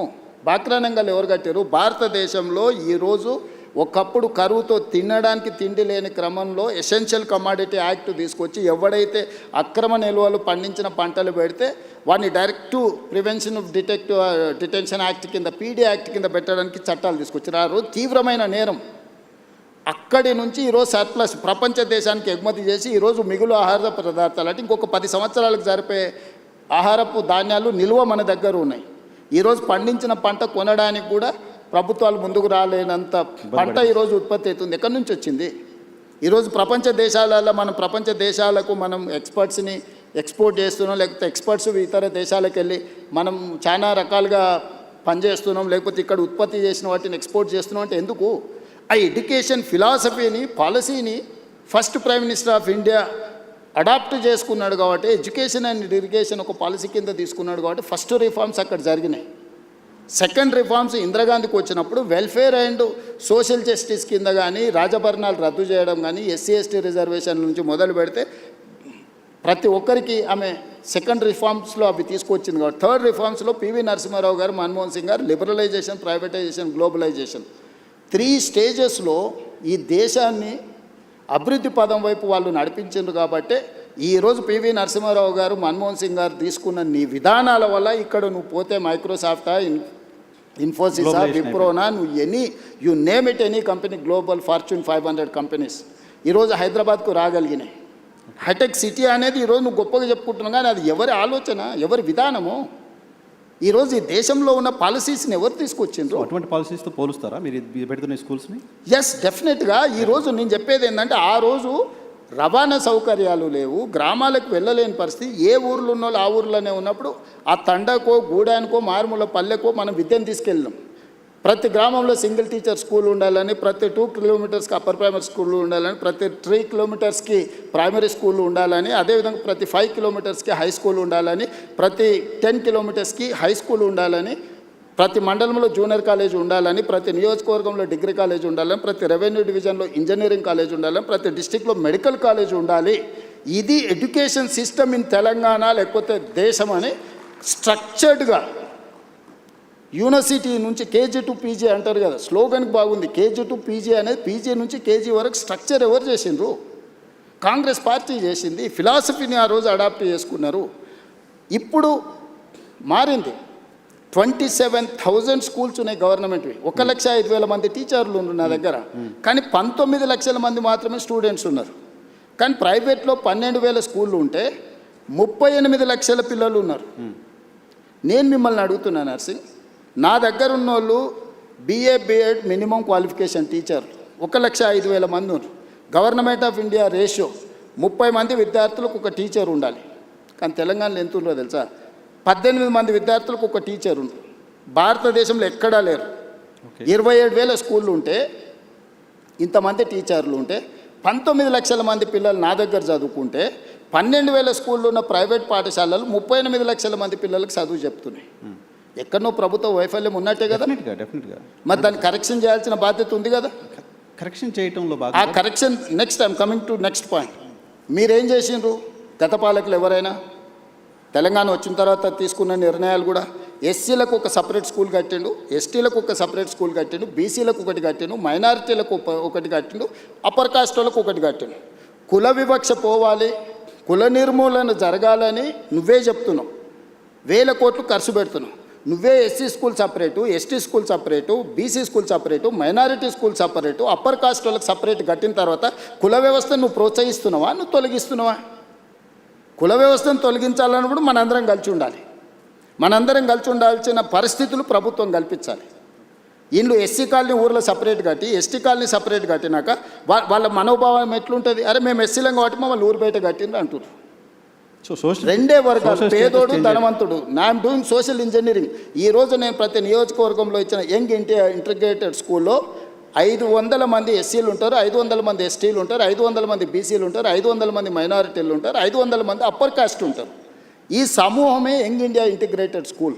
2,500 students in one campus, 25 acres area, 6 lakhs square feet, and spending 200 crores on each school. 100 స్కూళ్ళ మీద 20,000 కోట్లు ఖర్చు పెట్టి ఈరోజు మీరు మార్కెట్లో చెప్పుకుంటున్న కార్పొరేట్ స్కూల్స్ ఉన్నాయి కదా, నెక్స్ట్ డిసెంబర్ తర్వాత అంటే వచ్చే సంవత్సరం ఈ 27 డిసెంబర్ తర్వాత ఈడున్నోళ్ళని కాదు, ఈ దేశంలో ఉన్న వాళ్ళందరూ నేను కట్టే యంగ్ ఇండియా ఇంటిగ్రేటెడ్ స్కూల్స్కు తీసుకెళ్తా. నర్సరీ టు 12th క్లాస్ వరకు నేను అందించే ఎడ్యుకేషన్. నేను బ్రేక్ఫాస్ట్ ఇవ్వబోతున్నా, లంచ్ ఇవ్వబోతున్నా, ఈవినింగ్ స్నాక్స్ ఇవ్వబోతున్నా. రెసిడెన్షియల్ స్కూళ్ళ వల్ల ప్రమాదం ఒకటి తెలుసా నర్సింగ్? ఒకప్పుడు ఒక కుటుంబం 5-6 మంది పిల్లలు ఉండేది. ఓరిద్దరు పిల్లలు చదువుకోవడానికి పోయినా ఓరిద్దరు తల్లిదండ్రుల దగ్గర ఉండేది. ఇప్పుడు ఒక్కటి లేక 2 పిల్లలు ఉంటే ఆ పిల్లల్ని హాస్టల్లో వేస్తే భార్యాభర్తల మధ్య పొంతన ఉండట్లేదు, పిల్లలకు దూరం ఉంటారు. ఆ మధ్యలో ఒక ఆయన నాకు చెప్పిండు, మేము చిన్నగా ఉన్నప్పుడు మీరు మమ్మల్ని హాస్టల్లో వేసారు, మేము పెద్దగా అయినాక మిమ్మల్ని తీసుకెళ్ళి ఓల్డేజ్ హోమ్లో వేసినామని. ఎక్కడుంది ఒక హ్యుమానిటీ, ఒక హ్యూమన్ కనెక్షన్ ఎక్కడుంది? మానవ సంబంధాలు తెగిపోతున్నాయి, మానవ విలువలు పడిపోతున్నాయి. దీన్ని రిస్టోర్ చేయాల్సిన బాధ్యత పాలకుడిగా నా మీద లేదా? నేను గ్రామాలలో చూసిన భార్యాభర్తలకు పిల్లలు స్ట్రెస్ బస్టర్స్. మన కోపం వచ్చినా బాధ వచ్చినా పిల్లలు కళ్ళ ముందు ఉంటే ఒక ధైర్యం. ఆ పిల్లలే లేరనుకో, ఆ కోపం భార్య మీద చూపిస్తాం, భార్యకు వచ్చిన చికాకు భర్త మీద చూపిస్తే చివరికి వాళ్ళిద్దరు విడిపోయే పరిస్థితి ఉంది. సో ఈ మోడల్ స్కూల్లో ఎంత ఉందా? సీరియస్గా నేను సోషల్ కాన్సిక్వెన్సెస్ చెప్తున్నాను నర్సింగ్. నేను గ్రామం నుంచి వచ్చిన, నాకు తెలుసు నా దగ్గరికి ఎంతమంది. సో ఇప్పుడు బుర్రలేని వాళ్ళకు టెండర్ పిలిచే 200 రూపాయల కాంట్రాక్టే కనిపిస్తాయి, ఎందుకంటే వాళ్ళకు కమిషన్లే కనిపిస్తుంటాయి. అందులో 20,000 కోట్లు పిలిచిందంటే 10% తీసుకున్నా కూడా 2,000 వేసేసినట్టే ఉండాలి. అది దొంగల బుద్ధి. అదే బిల్డింగ్స్ అవసరం ఏంటంటే నర్సింగ్ ఇప్పుడు సైబర్ క్రైమ్ ఒకటి ఉండడానికి వానికి యాక్సెస్ దొరకగానే ఈ ఖాతాలో ఎంత ఉంది, ఎంత కొట్టేయచ్చు అని వాళ్ళు లెక్కలు వేసుకుంటాడు. గంజాయి అమ్ముకునేటోడు కాలేజీలో 5,000 మంది పిల్లలు ఉంటే 5,000 మంది ఉంటే 2,000 మందికి అలవాటు చేస్తే ఇంత బిజినెస్ చేయొచ్చు అని వాడు అనుకుంటాడు. బ్లాక్లో టికెట్లు అమ్ముకునేటోడు సినిమా థియేటర్ దగ్గర ఎక్కువ జనాలు కనిపిస్తే ఒక 100 టికెట్లు బ్లాక్లో అమ్ముకుంటే చేయొచ్చు ఈరోజు మంచి బిజినెస్ అని వాడు అనుకుంటాడు. టెండర్లు ఇచ్చి కమిషన్లు కొట్టేసేటోడు దాన్ని వాల్యూ చేసేసి లెక్క కట్టేసి వాడు కమిషన్లు వెనక్కి లెక్కేస్తాడు. నర్సింగ్ రేవంత్ రెడ్డి దగ్గరకు వచ్చి నీకు ఇది ఇస్తే ఈ పని చేయని అడిగే ధైర్యం ఇంతవరకు ఎవరు చేయలే, ఎవరు లోపలికి కూడా రాలే. ఓకే మీరు ఎడ్యుకేషన్ శాఖను కూడా మీ దగ్గర పెట్టుకోవడం వెనక రీజన్ ఇదేనా? నేను పర్సనల్గా దాన్ని పట్టాలు ఎక్కియాలి అనేది నా. ఇప్పుడు చాలామంది ఏం కోరుకుంటారు?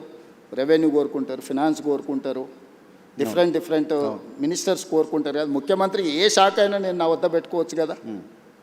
ఏం పెట్టుకున్నా? అర్బన్ ఇన్ఫ్రాస్ట్రక్చర్ చేయాలనుకున్నా, మున్సిపాలిటీ పెట్టుకున్నా. స్ట్రక్చర్డ్గా డిజైన్ చేయాలి. ఎడ్యుకేషన్, ఈ సమాజాన్ని పునర్నిర్మించాలనే కోరిక నాకుంది. దీన్ని ఎవరి దగ్గర పెట్టినా కూడా అది నేను అనుకున్న లక్ష్యం దిశగా పోతుందో పోదో అని నా దగ్గర పెట్టుకున్నా. ఈ రెండిట్లల్లా నేను రోజుకు 18 గంటలు రివ్యూలు చేస్తున్నాను. ఆఫీసర్లు అని అడుగు, చచ్చిపోతున్నారు ఆఫీసర్లు. సార్ మేము అంతకుముందు 3 నెలలకు ఒకసారి అట్లా కనిపిస్తే సార్ చెప్పేది 3 గంటలు వింటే మా పని హ్యాపీగా ఉండే సార్, మేము చెప్పాల్సిన అవసరమే లేదు. ఇప్పుడు నువ్వు పిలుస్తున్నావు అంటే మొత్తం తిరిగేసి చదవాల్సి వస్తుంది సార్ అని. సో ఇది డిఫరెన్స్. మీరు మాట్లాడుతుంది చూస్తే అర్థమవుతుంది. నేను ప్రతి ప్రశ్నకి కనీసం 10 నిమిషాలు మాట్లాడుతున్నారు. నాకు టైం 1 అవరే ఉంది. సో ఇంకా చాలా క్వశ్చన్స్ అడగాల్సి ఉన్నాయి. సో మీరు 18 గంటలు రివ్యూ నిర్మిస్తాను ముందుకు వచ్చినప్పుడు నిర్మాణంలో నువ్వు కూడా భాగస్వామి కావాలి. 18 గంటలు రివ్యూ చేస్తున్నారు కాబట్టి అంత నాలెడ్జ్ ఉంటుంది డెఫినెట్గా మీకు. రైట్, చాలా క్వశ్చన్స్ ఉన్నాయి sir. Drug free Telangana okay మాట్లాడుకున్నాం. మీరు నాకు తెలిసి కాంగ్రెస్ పార్టీ అధిష్టానానికి సంబంధించిన ఒక నాయకుడిని అన్న అని పిలిచేంత చనువు నాకు తెలిసి తెలుగు రాష్ట్రాల కాంగ్రెస్ నాయకులకి ఎవరికి ఉన్నట్లేదు. రాహుల్ గాంధీని జస్ట్ మిమ్మల్ని మేమంతా జర్నలిస్ట్ చాలామంది అన్న అని పిలిచినట్టుగా మీరు రాహుల్ గాంధీని అన్న అని పిలుచుకుంటూ తిరుగుతారు. అంత క్లోజ్నెస్ ఎలా వచ్చింది రాహుల్ గాంధీకి? ఇప్పుడు గాంధీ ఫ్యామిలీకి ఈ దేశం పట్ల విశ్వాసం అక్కడ కనపడితే ఇక్కడ దండం పెట్టుకుంటూ నిలబడుతుంటారు. అట్లా వాళ్ళకు ఉంటుంది. దానికి అనుకూలంగా పనిచేసేటోళ్ళను వాళ్ళు ఫ్యామిలీ మెంబర్స్ లాగా ట్రీట్ చేస్తారు. నాకు రాహుల్ గాంధీ గారి దగ్గర కాదు, ప్రియాంక గాంధీ గారైనా సోనియా గాంధీ గారి దగ్గర అయినా నాకు చాలా ఇంటిమసీ. అంటే నేను నా లైన్ ఎప్పుడు క్రాస్ కాను, కాకపోతే నాకు కంఫర్ట్ ఉంది. నేను ఏమనుకున్నా నేను చెప్పగలను. వాళ్ళకి ఏమనిపించినా వాళ్ళు నాకు మీకు కంఫర్ట్ ఇస్తారు. నేను ఫోన్ లేదు నీకు చూపిస్తే ఇప్పుడు ఒక టెక్స్ట్ పెట్టండి, ఇక్కడ లోకల్గా ఏదో కేసు అయిందంట Revanth, why don't you see that case అని.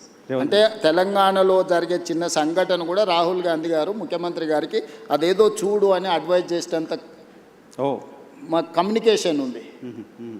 సో గాంధీ కుటుంబంలో ఇంకా సార్, అది ఎలా తెలుసుకున్నారు కాంగ్రెస్ మీరు? పాలిటిక్స్ గట్టిగా ఒక 1 decade కూడా కాల మీరు కాంగ్రెస్ పార్టీలో 2017 కదా. 17. ఈ 9 yearsలో ఎలా తెలుసుకోగలిగారు అది? అదే చెప్తున్నా నర్సింగ్, నేను 2007లో టీడీపీలో జాయిన్ అయినా, 2017లో బయటకు వచ్చాను. నేను ఉన్నది 10 సంవత్సరాలే కదా. అవును. ఈ రోజుకైనా చంద్రబాబు నాయుడు గారు ఆయన దగ్గర ఉన్న సొంత నాయకుల కంటే కూడా నన్ను గౌరవిస్తాడా లేదా వెళ్ళిపోయినాక కూడా? ఎందుకు? నార్మల్గా వెళ్ళిపోయిన తర్వాత ఒక పార్టీని వదిలి ఇంకో పార్టీలకు పోయినా, ఒక నాయకుడిని వదిలి ఇంకొక నాయకుడి దగ్గరికి పోయినా వాళ్ళ మధ్యలో సంబంధాలు సత్సంబంధాలు ఉండని చెప్పడం చూసినాం ఈ దేశ రాజకీయాలలో.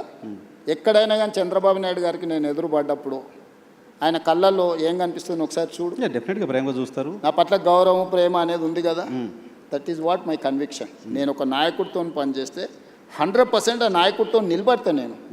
నేను పార్టీని వదిలే రోజు కూడా ఇక్కడ చెప్పలే, విజయవాడకు పోయి చంద్రబాబు నాయుడు గారిని కలిసి, సార్ నాకున్న పరిస్థితి ఇది, మీ వల్ల నాకు పార్టీ వల్ల అన్ని రకాల ఉపయోగము ప్రయోజనం జరిగింది, కానీ నేను అనుకుంటున్న పర్పస్ కానీ ప్రజలు కోరుకుంటున్న లక్ష్యం కానీ ఇక్కడ ఉంటే కుదరదు, కాబట్టి నేను ప్రత్యామ్నాయంగా నేను వెళ్తున్నా అని చెప్పి నేను అక్కడి నుంచి వచ్చిన.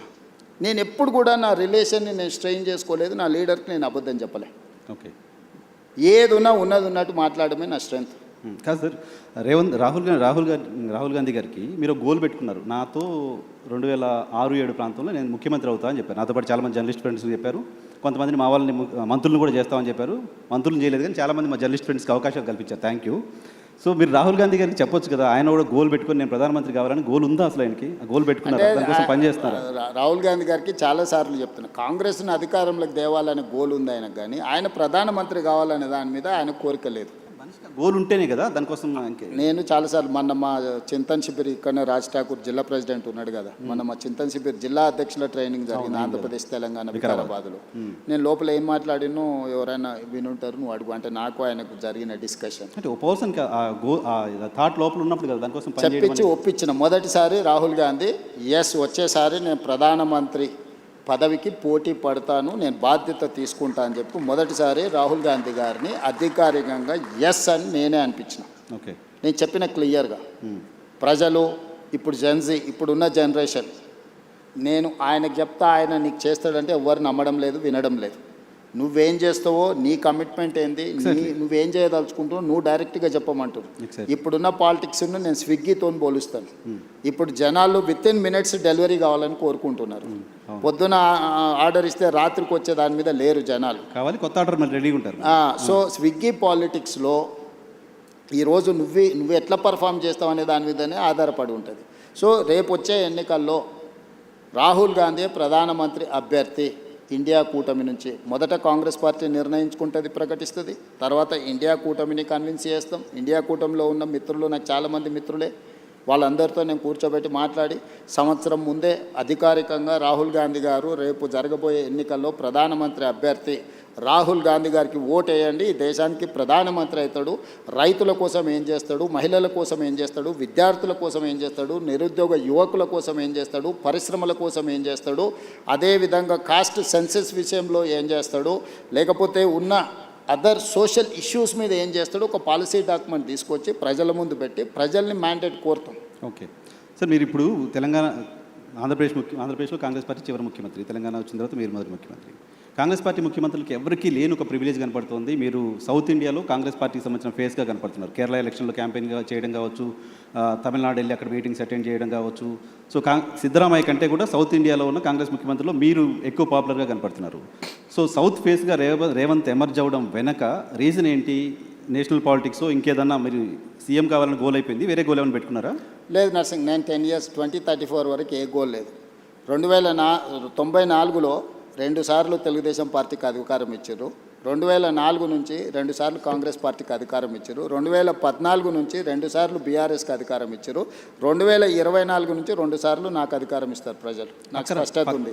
2034 వరకు ఇక్కడనే ఉంటా, ఈ ప్రజల కోసమే పనిచేస్తా.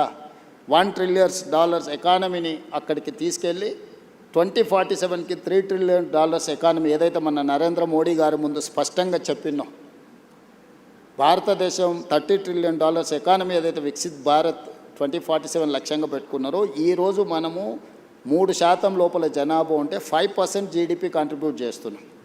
రేపు ఇదే జనాభా 10% జీడిపిని దేశానికి కంట్రిబ్యూట్ చేసే ప్రణాళికలు, దానికి రోడ్ మ్యాప్, దానికి భవిష్యత్ ఏ రకమైన విధానాలు తీసుకోవాలనో 2034 వరకు ఇక్కడనే క్షేత్రస్థాయిలో ఉండి ఈ పనులు చేస్తాను.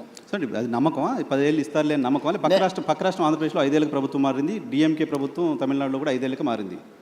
నా జీవితంలో నేను జడ్పీటీసీ అవుతా అనుకున్నప్పుడు జడ్పీటీసీ అయినా, నేను ఎమ్మెల్సీ అవుతా అనుకున్నప్పుడు ఎమ్మెల్సీ అయినా, ఎమ్మెల్యే కావాలనుకున్నప్పుడు ఎమ్మెల్యే అయినా, 2014లో ఎంపీ అవుతా అని చాలా ప్రయత్నం చేసింది, నీకు కూడా తెలుసు కదా. కాకపోతే 19లో అయినా అదే మల్కాజ్గిరి నుంచి, 14లో కూడా మల్కాజ్గిరి నుంచి అవుతా అని చెప్పి తెలుసు కదా.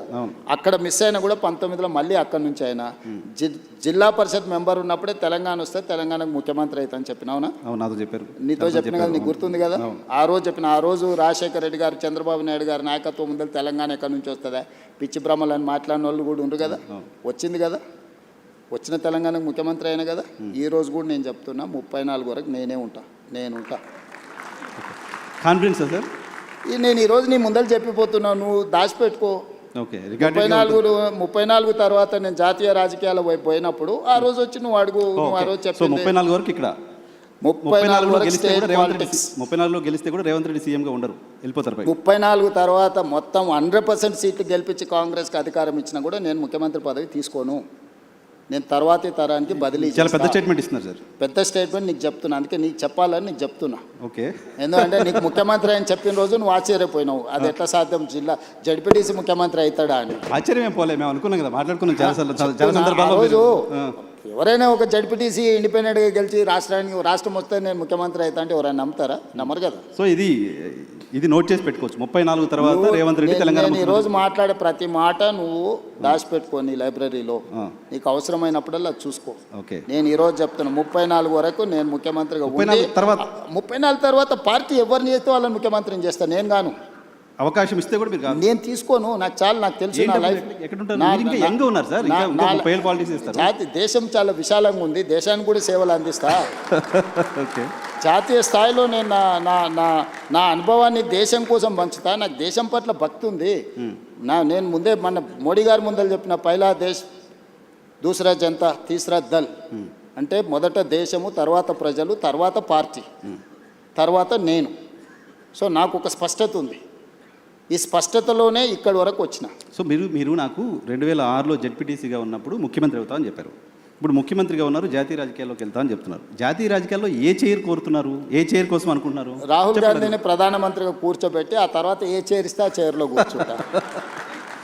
Right sir. నేను గతంలో నేను TV9లో పనిచేస్తున్నప్పుడు కావచ్చు, ఏబీఎన్ ఆంధ్రజ్యోతిలో పనిచేస్తున్నప్పుడు కావచ్చు, మనం ఇంటర్వ్యూకి వచ్చినప్పుడు మీరు నాకు చెప్పే ఏం అడగాలి సార్ అంటే ఏదైనా అడుగు అనేవాళ్ళు. ఆ లిబర్టీ తీసుకొని కొన్ని క్వశ్చన్స్ అడుగుతున్నాను, అడగచ్చు కదా?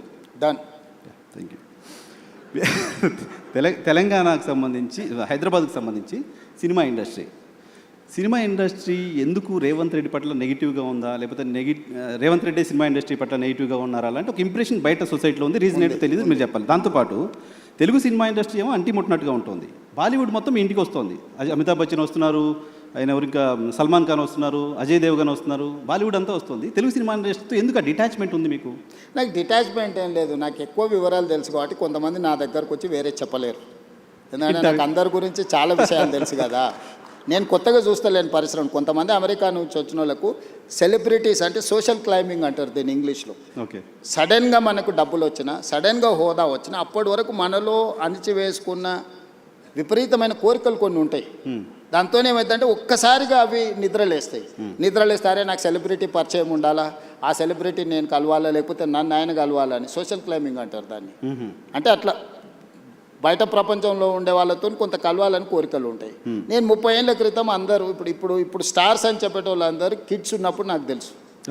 నేను పేర్లు చెప్పను కానీ వాళ్ళు స్కూల్కి వెళ్ళి, లేకపోతే జూనియర్ కాలేజ్కి వెళ్ళి, లేకపోతే వాళ్ళు కాలేజ్ నుంచి బయటకు వచ్చి సింగిల్ బియర్ తాగాలనుకున్నప్పుడు కూడా నా దగ్గరకు వచ్చేటోళ్ళు. అన్న నువ్వు సంతకం పెడితే నేను బియర్ తాగుతా అని.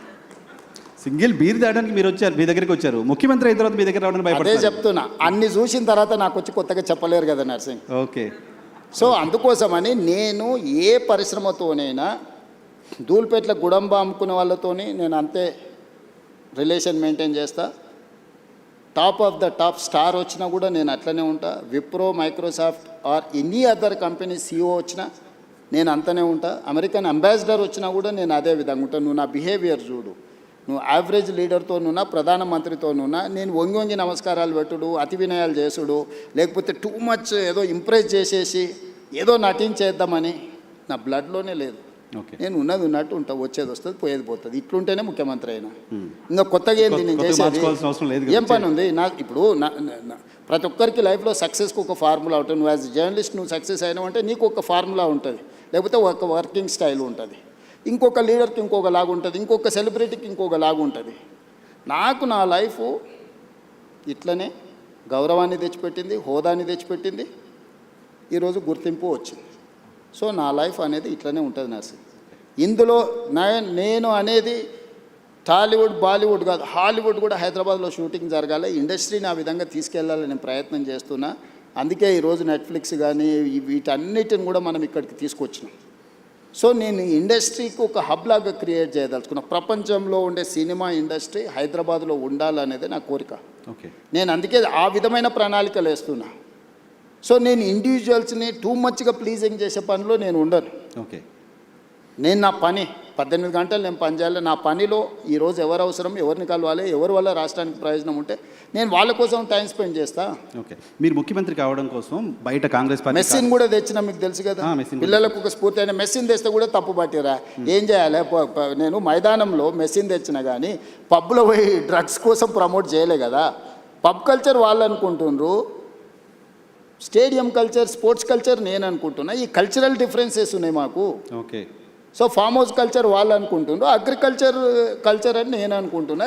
ఈ కల్చరల్ డిఫరెన్సెస్ ఉన్నాయి. What should I do? Okay. Okay. మీరు ముఖ్యమంత్రి కావడం కోసం చాలామంది కాంగ్రెస్ పార్టీ కార్యకర్తల కష్టం, మీ కష్టం, మీరు చాలా ఫేస్ చేశారు. అంత ఓకే. వీటన్నిటితో పాటు మీకోసం కష్టపడ్డ మీ సతీమణి గారు ఉన్నారు. అటు కూడా చాలా కష్టపడ్డారు కదా. లాస్ట్ 4-5 ఇయర్స్ అయితే చాలా కష్టపడ్డారు, తెలుసు మాకు. సో మహిళా రిజర్వేషన్ బిల్లుని కాంగ్రెస్ పార్టీ పార్లమెంట్లో వ్యతిరేకంగా ఓటేసిన సందర్భంగా భారతీయ జనతా పార్టీ మోడీ గారు చెప్పారు, కాంగ్రెస్ నాయకుల్ని ఇంట్లో మీ భార్యలు అడగండి ఎందుకు వ్యతిరేకంగా ఓటేసావని. అడిగారా మీ సతీమణి ఏమన్నా? ఇప్పుడు మోడీ గారైనా భారతీయ జనతా పార్టీలో అయినా మహిళా రిజర్వేషన్ ముసుగు తొడుక్కొని దక్షిణ భారతదేశాన్ని హత్య చేయాలనే ప్రయత్నం చేశారు. ఆ హత్యాయత్నాన్ని నేను అడ్డుకున్నా.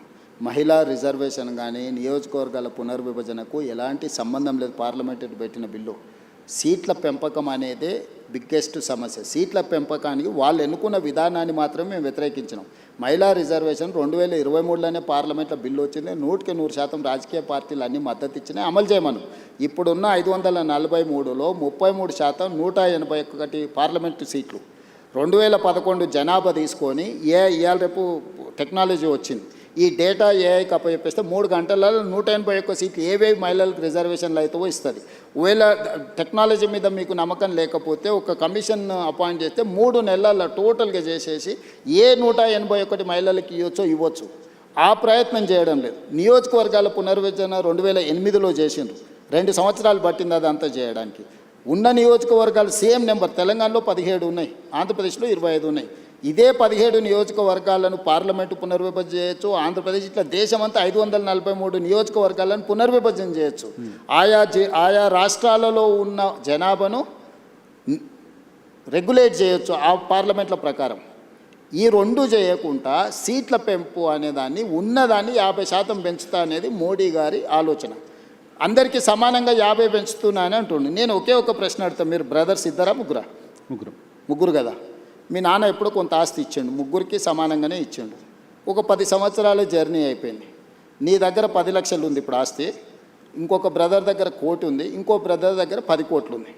మీ నాన్న మళ్ళీ వచ్చి ఆయన కూడా మళ్ళీ కష్టపడి సంపాదించి ఎగ్జాక్ట్గా 100% మీ ముగ్గురికి మీ ఆస్తి ఎంత ఉందో 100% ఇస్తా అని అంటే నర్సింగ్, అప్పుడు నువ్వేమంటావు? నీకు 10 లక్షలకు 10 లక్షలు వస్తుంది, మీ పెద్దన్నకు 10 కోట్లకు 10 కోట్లు వస్తుంది, మీ మధ్య అన్నకు 1 కోటికి 1 కోటి వస్తుంది. అప్పుడు నీకు నీ పెద్దన్నకు ఎంత తేడా ఉంది? పర్సంటేజ్ మీ నాన్న చెప్పింది ముగ్గురికి సమానంగా ఇస్తున్నా, 100% ఇస్తున్నా అని చెప్తుండు. పర్సంటేజ్ చూస్తే రాజ్ ఠాకూర్ అయినా ఇంకోరైనా జడ్జి ఎవరైనా సామరామన్న కరెక్టే కదా. నర్సింగ్ 100% వచ్చింది, వాళ్ళు ఇంకో అన్నకు 100% వచ్చింది, వాళ్ళ పెద్ద అన్నకు 100% వచ్చింది. Percentage is not a solution for this problem. కానీ జనాభా లెక్కల ప్రకారం చేస్తే ఇంకా నష్టపోతుంది. జనాభా లెక్కలు చేయమని ఎవడన్నాడు? ఎవడడిగండి? నువ్వు జనాభా లెక్కలు చేయొద్దని 76లో ఇందిరాగాంధీ నిషేధం విధించింది, 2001లో జనాభాను ప్రాతిపదిక తీసుకోవద్దని అటల్ బిహారీ వాజ్పేయి నిషేధం విధించిండు. ఇందిరాగాంధీ 1976లో గుర్తించింది జనాభా ప్రాతిపదికం చేస్తే దక్షిణ భారతదేశానికి నష్టం జరుగుద్ది అని. 1976 నియోజకవర్గ పునర్విభజన చేసినప్పుడే 1970 నుంచి 76 వరకు కుటుంబ నియంత్రణ చేయడం వల్ల దక్షిణాది రాష్ట్రాలలో అమలు చేసిన కేంద్ర ప్రభుత్వం ఇచ్చిన ఆదేశాలను జనాభా తగ్గింది. ఇది ఒకవేళ ప్రాతిపదిక అయితే దక్షిణాది రాష్ట్రాలకు నష్టం జరుగుద్దని 25 సంవత్సరాలు నిషేధం విధించింది శ్రీమతి ఇందిరాగాంధీ గారు. 2001లో అటల్ బిహారీ వాజ్పేయి గారు ప్రధానమంత్రిగా ఉన్నప్పుడు విజ్డమ్ వాడి ఆయన ఇంకొక 25 సంవత్సరాలు నిషేధం విధించిండు. 76 నుంచి 2026 వరకు 50 సంవత్సరాలు జనాభా ప్రాతిపదికన కాదు, ఆయా రాష్ట్రాలలో ఉన్న సీట్లను ఆ రాష్ట్రాల మధ్యలోనే పంచాలి, బయటికి తీసుకోవద్దని నియంత్రించరు. ఈరోజు నరేంద్ర మోడీని అదే అడుగుతున్నాం. ఇందిరాగాంధీ గారిని వాజ్పేయి గారిని ఆదర్శంగా తీసుకొని ఇంకొక 25 సంవత్సరాలు ఇదే నెంబర్ను ఈ రాష్ట్రాలలో ఉన్న దాంట్లో పెంచు. లేదు అని అంటే నేను అక్కడే చెప్పినా ఇక్కడే చెప్తున్నా. ఈరోజు కేరళలో 20 ఉన్నాయి, ఉత్తరప్రదేశ్లో 80 ఉన్నాయి. కేరళ ఉత్తరప్రదేశ్ మధ్యలో గ్యాప్ 60 ఈరోజు సీట్లు, అంతేనా? 20కి 80కి గ్యాప్ 60 కదా. 50% పెంచితే మోడీ గారు చెప్పినట్టు కేరళలో 30 అవుతాయి, ఉత్తరప్రదేశ్లో 120 అవుతాయి. 30కి 120కి గ్యాప్ 90%. ఏమో 50% పెంచినట్టుగా అనిపిస్తుంది నీకు.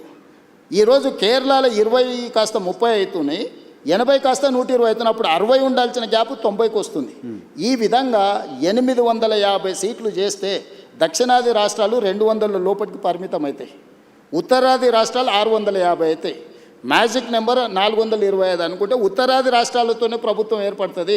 ఇక దక్షిణాది రాష్ట్రం ద్వితీయ శ్రేణి పౌరులుగా మారిపోయి పన్నులు కట్టాలి, ఢిల్లీకి వెళ్ళి సలాంలు కొట్టాలి. సో ప్రస్తుతానికి ఆపగలిగారు మీరు చెప్పిన ఖచ్చితంగా ఆ ఫార్ములా వర్కౌట్ అవ్వదు. అందుకే నేనేమన్నా అంటే సుప్రీంకోర్టు టైమ్ అండ్ అగైన్ కొన్ని జడ్జిమెంట్లు ఇచ్చింది. ఎడ్యుకేషన్లో ఇచ్చింది కదా, 50% డిజబిలిటీ, 50% మెరిట్ అన్నారు. అంటే ఎనీ రిజర్వేషన్ ఈజ్ 50% దాటొద్దు, 50% మెరిట్కి ఇవ్వండి, 50% రిజర్వేషన్లు ఇవ్వన్నారు. ఉద్యోగాలలో సేమ్ చెప్పారు, విద్యలో సేమ్ చెప్పారు. లోకల్ బాడీస్లో మేము బీసీలకు 42%, మొత్తం 69% పెంచుతామంటే సుప్రీంకోర్టు కొట్టేసి మీరు ఏ రిజర్వేషన్లు ఇచ్చినా 50% ఇవ్వండి, మిగతా 50% ఓపెన్ కేటగిరీ పెట్టమన్నారు. నేను అందుకే నరేంద్ర మోడీ గారికి సింపుల్ ఫార్ములా చెప్పిన, పర్ఫార్మింగ్ స్టేట్స్కి 50% ఇవ్వు, పాపులేషన్ బేసిస్ మీద నువ్వు ఏదైతే అంటున్నావు 50% తీసుకో. సో మేము పర్ఫామ్ చేసినాము, మేము కుటుంబ నియంత్రణ పాటించినాము, మేము ఆర్థికంగా ఈ దేశానికి ఈ ఉన్న దక్షిణాది రాష్ట్రాల్లో 40% దేశ ఎకానమీలో మనం కాంట్రిబ్యూట్ చేస్తున్నాం. మేము పర్ఫామ్ చేయడం ఎందుకు? మేము కూడా ఉత్తరప్రదేశ్ లాకనో, బీహార్ లాకనో, బెంగాల్ లాకనో పిల్లలను సంతతిని పెంచుకుంటూ వెళ్ళిపోతే ప్రభుత్వము ఇప్పుడు డెవల్యూషన్ కూడా అదే ప్రాతిపదికనిస్తుంది. ఇవాళ మనం ₹1 పన్ను కడితే మనకు 42 పైసలు వస్తుంది. బీహార్ ₹1 కడితే పన్ను ₹6.50 పోతుంది, ఉత్తరప్రదేశ్కు ₹3.50 పోతుంది, మధ్యప్రదేశ్కు ₹2.50 పోతుంది.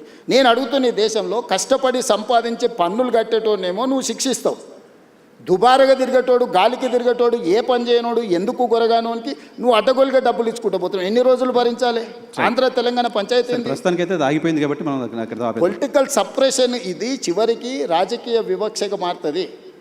ఆంధ్రప్రదేశ్ అంటే దక్షిణాది రాష్ట్రాల 200 సీట్లతో పని లేకుండానే ఈరోజు 131 ఉన్నాయి, 50% పెరిగితే 196 అవుతాయి. 850లో దక్షిణాది రాష్ట్రాలన్నీ కలిసి కేరళ, తమిళనాడు, తెలంగాణ, ఆంధ్రప్రదేశ్, కర్ణాటక, పాండిచ్చేరి అందరం కలిస్తే కూడా 196 అవుతున్నాం.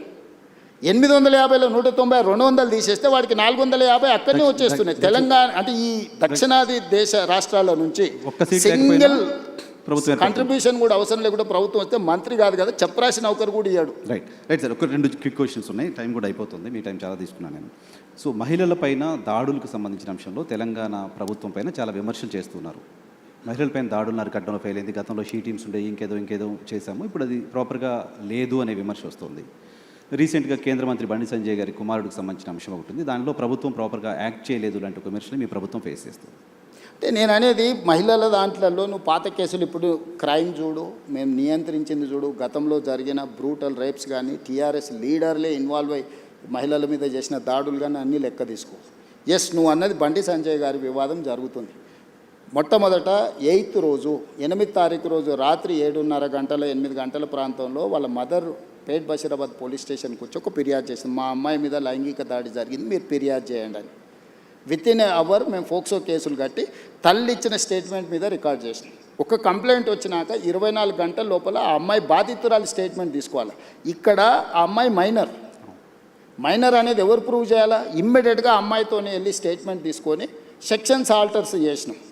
10th రోజు ప్రధానమంత్రి ఇక్కడికి వచ్చింది. మేము ఎక్కడికి వెళ్ళాలి? ప్రధానమంత్రికి 9-10 తారీఖు 10,000 మంది పోలీసులతో రక్షణ కల్పించాల్సి వచ్చింది. ప్రధానమంత్రి గారు ఒక్క ప్రోగ్రామ్ అటెండ్ కావాలి, 6 ప్రోగ్రాంలు అటెండ్ అయ్యారు. హైటెక్ సిటీ కావచ్చు, సింధు హాస్పిటల్ కావచ్చు, పవన్ కళ్యాణ్ కావచ్చు, చంద్రబాబు నాయుడు గారు కావచ్చు, బేగంపేట కావచ్చు, పరేడ్ గ్రౌండ్లో పబ్లిక్ మీటింగ్. వేలాది మంది కార్యకర్తలు వచ్చినప్పుడు సిస్టమ్ మొత్తము 4 days కంటిన్యూస్గా 10,000 పోలీసు ఈ మొత్తం కమిషనరేట్లలో అందరూ అక్కడనే డిప్లాయ్ చేయాల్సి వచ్చింది. Prime minister security. చిన్న మిస్టేక్ జరిగితే ఏం జరుగుతుందో నీకు తెలియదేముంది. అందులో హైదరాబాద్ హై సెన్సిటివ్ సిటీ. రకరకాల దేశంలో ఏ మూలన ఐఎస్ఐ దాడులు జరుగుతూ కూడా దాని మూలాలు అప్పుడప్పుడు హైదరాబాద్లో వెళ్తూ ఉంటాయి. సో ప్రధానమంత్రి పర్యటనను చాలా సీరియస్గా తీసుకొని 10th రోజు 11th పొద్దున్నే ఇమ్మీడియట్గా సెక్షన్స్ ఆర్డర్స్ చేసి ఇమ్మీడియట్గా వాళ్ళ ఇంటికి వెళ్ళి నోటీస్ ఇచ్చినాం. ఇప్పుడు దాంట్లో అమ్మాయి డేట్ ఆఫ్ బర్త్ ఇష్యూస్ మీద 2 రకాల ఆరోపణలు ఉన్నాయి. 2 రకాల ఆరోపణలు ఉన్నప్పుడు ఇప్పుడు బండి సంజయ్ వాళ్ళ కొడుకు కూడా పోయి పోలీస్ స్టేషన్లో అంతకంటే ముందే కంప్లైంట్ ఇచ్చిన. వాళ్ళు కంప్లైంట్ ఇచ్చిన తర్వాత 2 గంటల తర్వాత వీళ్ళు వచ్చి కంప్లైంట్ ఇచ్చారు. ఇప్పుడు అతను ఇచ్చిన కంప్లైంట్ కరీంనగర్లో ఇచ్చిండు, వీళ్ళు ఇచ్చిన కంప్లైంట్ సైబరాబాద్లో ఇచ్చిండు. కంప్లైంట్స్ను బేరీజ్ వేసుకోవడమే కాకుండా ఇప్పుడు అందులో ఉన్న ఆరోపణలని ఆ అమ్మాయి స్టేట్మెంట్ తీసుకోకుండా ఫోక్సో కేసులో పర్టికులర్గా మైనర్ గర్ల్ విషయంలో అమ్మాయి స్టేట్మెంట్ తీసుకోకుండా ముందుకు వెళ్ళడానికి లేదు. ఇమ్మీడియట్గా అమ్మాయి స్టేట్మెంట్ తీసుకొని సెక్షన్స్ ఆల్టర్స్ చేసి ఇమ్మీడియట్గా నోటీస్ ఇస్తే అతను అబ్స్కాండ్లో ఉన్నాడు. సో ఈరోజు మేము చేస్తున్న దాంట్లో చట్టబద్ధంగా ఒకవేళ అడావిడికి వెళ్ళి మేము ఇంటి మీద పడి 1,000 మంది పోలీసులను పంపిస్తే మీరేమంటారు? రాజకీయ వివక్ష. ప్రధానమంత్రి సభ విజయవంతమైనందుకు రేవంత్ రెడ్డి గారు భారతీయ జనతా పార్టీకి భయపడిపోయి బండి సంజయ్ మీద పోలీసులతో దాడులు చేయించడానికి మళ్ళీ మీరే మాట్లాడేటోళ్ళు. సో ఇప్పుడు ఎవరికి మా ప్రభుత్వంలో నేను మీకు చెప్తున్నా, అది సినిమా స్టార్లు అయినా సరే, ప్రజాప్రతినిధులైనా సరే, వాళ్ళ పిల్లలైనా సరే, ఎవ్వరికి మినహాయింపు లేదు. మీరు నన్ను చూసిండ్రు. సినిమా తారల విషయంలో ఎట్లా వ్యవహరించినా, ప్రజాప్రతినిధులు డ్రగ్స్లలో దొరికితే ఏ రాష్ట్రంలోనైనా ఏ పార్టీలైనా నేను ఏ విధంగా తీసుకొచ్చినా ఇందులో కూడా ఎలాంటిది లేదు. ఇది మైనర్ గర్ల్ ఇష్యూ. మేము గట్టిగా చెప్పడానికి లేదు, ఎట్లా పడితే అట్లా వ్యవహరించడానికి లేదు. ఆ బాధిత కుటుంబానికి రాష్ట్ర ముఖ్యమంత్రిగా నేను న్యాయం చేస్తానని ఒక హామీ ఈ వేదిక నుంచి ఇవ్వగలుగుతారా సార్? నేను అనేది ఎవరైతే నేరస్తులు ఉందో 100% శిక్షించే బాధ్యత నాది. హోంశాఖనే కాదు, నేను ముఖ్యమంత్రిని. నేను పక్కడ్బందీగా ప్రణాళిక చేస్తున్నా. నేను ఒకవేళ సహాయం చేయాలంటే ఫోక్సో కేసే పెట్టాను కదా నర్సింగ్. ఫోక్సో కేసు పెట్టి నాకు కంప్లైంట్ వచ్చిన గంటలో ఫోక్సో కేసు పెట్టినా అంటే what is my commitment? POCSO case ఎందుకు పెడతాం? ఏదో అమ్మాయి వచ్చిందిగా, మదర్ వచ్చింది, మదర్ కంప్లైంట్తోని ఫోక్సో కేసులు పెట్టడం సీరియస్ సెక్షన్స్ పెట్టలేము. బాధితురాలి యొక్క స్టేట్మెంట్ తీసుకున్న తర్వాతనే మనం చేయాలి. ఈ చట్టంలో ఉన్న నిబంధన. సో ఇప్పుడు ఇప్పుడు కొన్నిసార్లు మైనర్ పిల్లలు ప్రేమించుకుంటారు. వాళ్ళ ప్రేమ విషయం తల్లిదండ్రులకు నచ్చకపోతే తల్లిదండ్రులు కొన్నిసార్లు కోపానికి వస్తారు, కొన్నిసార్లు డిఫరెంట్గా వాటి మీద ఒత్తిడి తీసుకొస్తుంటారు. ప్రభుత్వం అనేది అసర్టైన్ చేసుకోవాలి కదా. దట్టు ఒక ప్రధానమంత్రి వచ్చే ముందల వచ్చిన 2 ఫిర్యాదులు, అక్కడనేమో హానీ ట్రాప్ అని బండి సంజయ్ కుటుంబం కేసు పెట్టింది, ఇక్కడేమో మైనర్ అమ్మాయి మీద లైంగిక దాడి జరిగిందని వీళ్ళు కేసు పెట్టారు. రెండింటిని పరిశీలించడానికి పోలీసులకు కనీసం 24 గంటలని పడితే వాళ్ళు ఇచ్చింది రాత్రిపూట. ఒక ఆయన 8 తారీఖు 5 గంటలకు ఇస్తే ఇంకొకరు 8 తారీఖు 9 గంటలకు ఇచ్చారు. 9 తారీఖు నాడు ఎంబడే మేము రంగంలో దిగి పోలీసులు మొత్తం తీసుకొని మొత్తం స్టేట్మెంట్స్ రికార్డ్ చేసి సెక్షన్స్ ఆల్టర్ చేసిన 9 తారీఖు. 10 తారీఖు నాడు ప్రధానమంత్రి మొత్తం నేను పర్యటనలో ఉన్న మొత్తం వ్యవస్థ ఉంది. 11 పొద్దున్నే నేను సమీక్ష చేసి ఒక ఉమెన్ ఐపీఎస్ ఆఫీసర్ని అపాయింట్ చేసి కంప్లీట్గా డీటెయిల్ చేసి సెక్షన్స్ ఆల్టర్ చేసి బండి సంజయ్ ఇంటికే కాదు, బండి సంజయ్ బావమర్ది ఇంటికి ఢిల్లీలో కూడా అందరినీ 5 పోలీస్ టీంలను ఈరోజు పంపించినాం. ఎక్కడన్నా ప్రభుత్వం కేసుని ఏమైనా డైల్యూట్ చేసిందా? ఇప్పుడు కొడుకు నేరం చేస్తే తండ్రిని అరెస్ట్ చేస్తారా? నువ్వు చెప్పు. ఇట్లాంటి కేసులలో ఇప్పుడు కొడుకు ఏదైనా తప్పు చేసిండు అంటే బండి సంజయ్ని అరెస్ట్ చేయాలా? ఏం కోరుకుంటుండ్రు? ఇప్పుడు బండి సంజయ్కి బీఆర్ఎస్ వాళ్ళకు పొసగలేదా, పొసిగిందా, ఎక్కడైనా తేడా వచ్చిందా, ఇవన్నీ నేను చెప్పలేను. కానీ RS Praveen Kumar garu volunteer retirement తీసుకున్న ఆఫీసర్, ఆయనే ఇన్వెస్టిగేటింగ్ ఆఫీసర్ అనుకుంటా. ఆయన ఐపీఎస్ కాదు, ఇప్పుడు is no more IPS officer. ఆయన రిటైర్ అయిపోయింది. ఓ గడీలకు వ్యతిరేకంగా కొట్లాడుతున్నాడు. ఇప్పుడు ఆ గడీల దగ్గరనే గులాంగిరి చేస్తున్నాడు. పోలీసులు బెదిరిస్తున్నారు బాధిత కుటుంబాన్ని. ఎవరికి అవసరం ఉందా? పోలీసు బెదిరిస్తే కేసు ఎందుకు కడతాము? ఇప్పుడు ఇది మినిమం లాజిక్. కంప్లైంట్ వచ్చినప్పుడే పోక్సో కేసు కట్టిన ప్రభుత్వం బెదిరించినట్ట, లేకపోతే బాధితురాలు పక్షాన నిలబడ్డట? ఇమ్మీడియట్గా అమ్మాయి స్టేట్మెంట్ను తీసుకొని ఆ స్టేట్మెంట్ ప్రకారం సెక్షన్స్ ఆల్టర్ చేస్తే మేము బాధితురాలి పక్షాన్ని ఉన్నట్ట, లేకపోతే అవతల పక్షాన్ని ఉన్నట్ట? ఇప్పుడు వీళ్ళ ప్రాబ్లము కేటీఆర్ గారికి ప్రవీణ్ కుమార్ గారికి బండి సంజయ్కి పంచాయతీ ఉండొచ్చు. ఆ పంచాయతీ రాజకీయాలలో వాళ్ళు ఏమన్నా తెలుసుకొని ఎవరినెవరైనా తిట్టుకొని ఎవరినెవరైనా కొట్టుకొని, ఇప్పుడు ఆయన ఎవరో వాళ్ళ ఎమ్మెల్యే తిట్టిండు, వాళ్ళు వచ్చి వీళ్ళని తన్నిండ్రు. ఆయన ఏమంటుండు, వాడు తిడితే నేను దాంతో నాకు తెలిసిన చదువు ఇదే అని ఆయన అంటుండు. నేనేమంటున్నా, ఎవరు ఫిర్యాదు చేసినా కూడా దానికి క్షుణ్ణంగా పరిశీలించి కేసులు కచ్చి చట్ట ప్రకారం శిక్షిస్తా అంటున్నా. ఇన్ని రోజులు బీఆర్ఎస్ వాళ్ళు ఏమన్నారు, మన బీజేపీ వాళ్ళు ఏమన్నారు, రేవంత్ రెడ్డి కేటీఆర్ను కేసీఆర్ను జైల్లో పెడతలేడు, వీళ్ళిద్దరు కుమ్ముక్కైనరు అన్నారు. ఇప్పుడు బీఆర్ఎస్ వాళ్ళు ఏమంటున్నారు, రేవంత్ రెడ్డి బీజేపీ వాళ్ళు కుమ్ముక్కైనరు, బండి సంజయ్ని జైల్లో పెడతలేడు. ఇప్పుడు కేటీఆర్కి సంబంధించిన కేసులు ఉంటే పద్ధతి ప్రకారం విచారణ ఛార్జ్షీట్లు క్లెయిమ్ చేసినాం. ఏసీబీ ఇప్పుడు నోటీస్ ఇచ్చింది కదా. నేను ఎవరి పట్ల బీఆర్ఎస్ అయినా బీజేపీ అయినా ఎంఐఎం అయినా ఇంకో రాజకీయ పార్టీ ఏదైనా నా పార్టీలో ఉన్న వాళ్ళనైనా చట్ట ప్రకారం విచారణ చేసి, ఇది పిల్లల భవిష్యత్తుకు సంబంధించింది. వైఎన్ఆర్ నేను క్లియర్గా చెప్తాను, ఇది పిల్లలకు భవిష్యత్తుకు సంబంధించింది.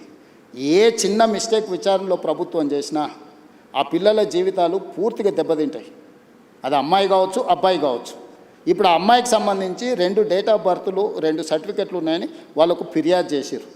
నేను అసర్టైన్ చేసుకోవాలి కదా, ఇప్పుడు ఆ స్కూల్కి వెళ్ళాలన్నా, 10th క్లాస్ సర్టిఫికేట్ తీసుకోవాలన్నా, ఆ అమ్మాయి ఏ హాస్పిటల్లో జన్మించిందో హాస్పిటల్ నుంచి బర్త్ సర్టిఫికేట్ తీసుకోవాలన్నా, ఆ అమ్మాయికి సంబంధించిన ఆధార్ కార్డు తీసుకోవాలన్నా, ఈ 3 రకాల సర్టిఫికెట్లు సేకరించాలంటే పోలీసులకు కనీసం 24 గంటలు పట్టదా?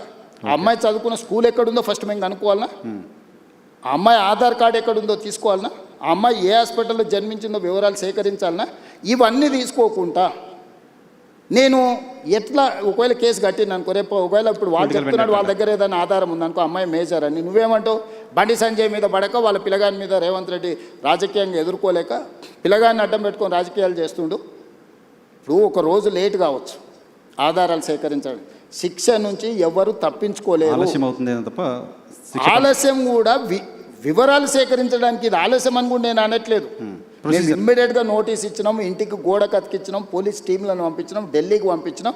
మేము అన్ని రకాల ప్రయత్నాలు చేస్తాం. మేము హార్ష్గా బిహేవ్ చేయలేము. నేను హార్ష్గా నన్ను జైల్లో పెట్టిన కేసీఆర్ కుటుంబం పట్ల ఎప్పుడైనా హార్ష్గా వ్యవహరించిన 28 నెలలు అయింది.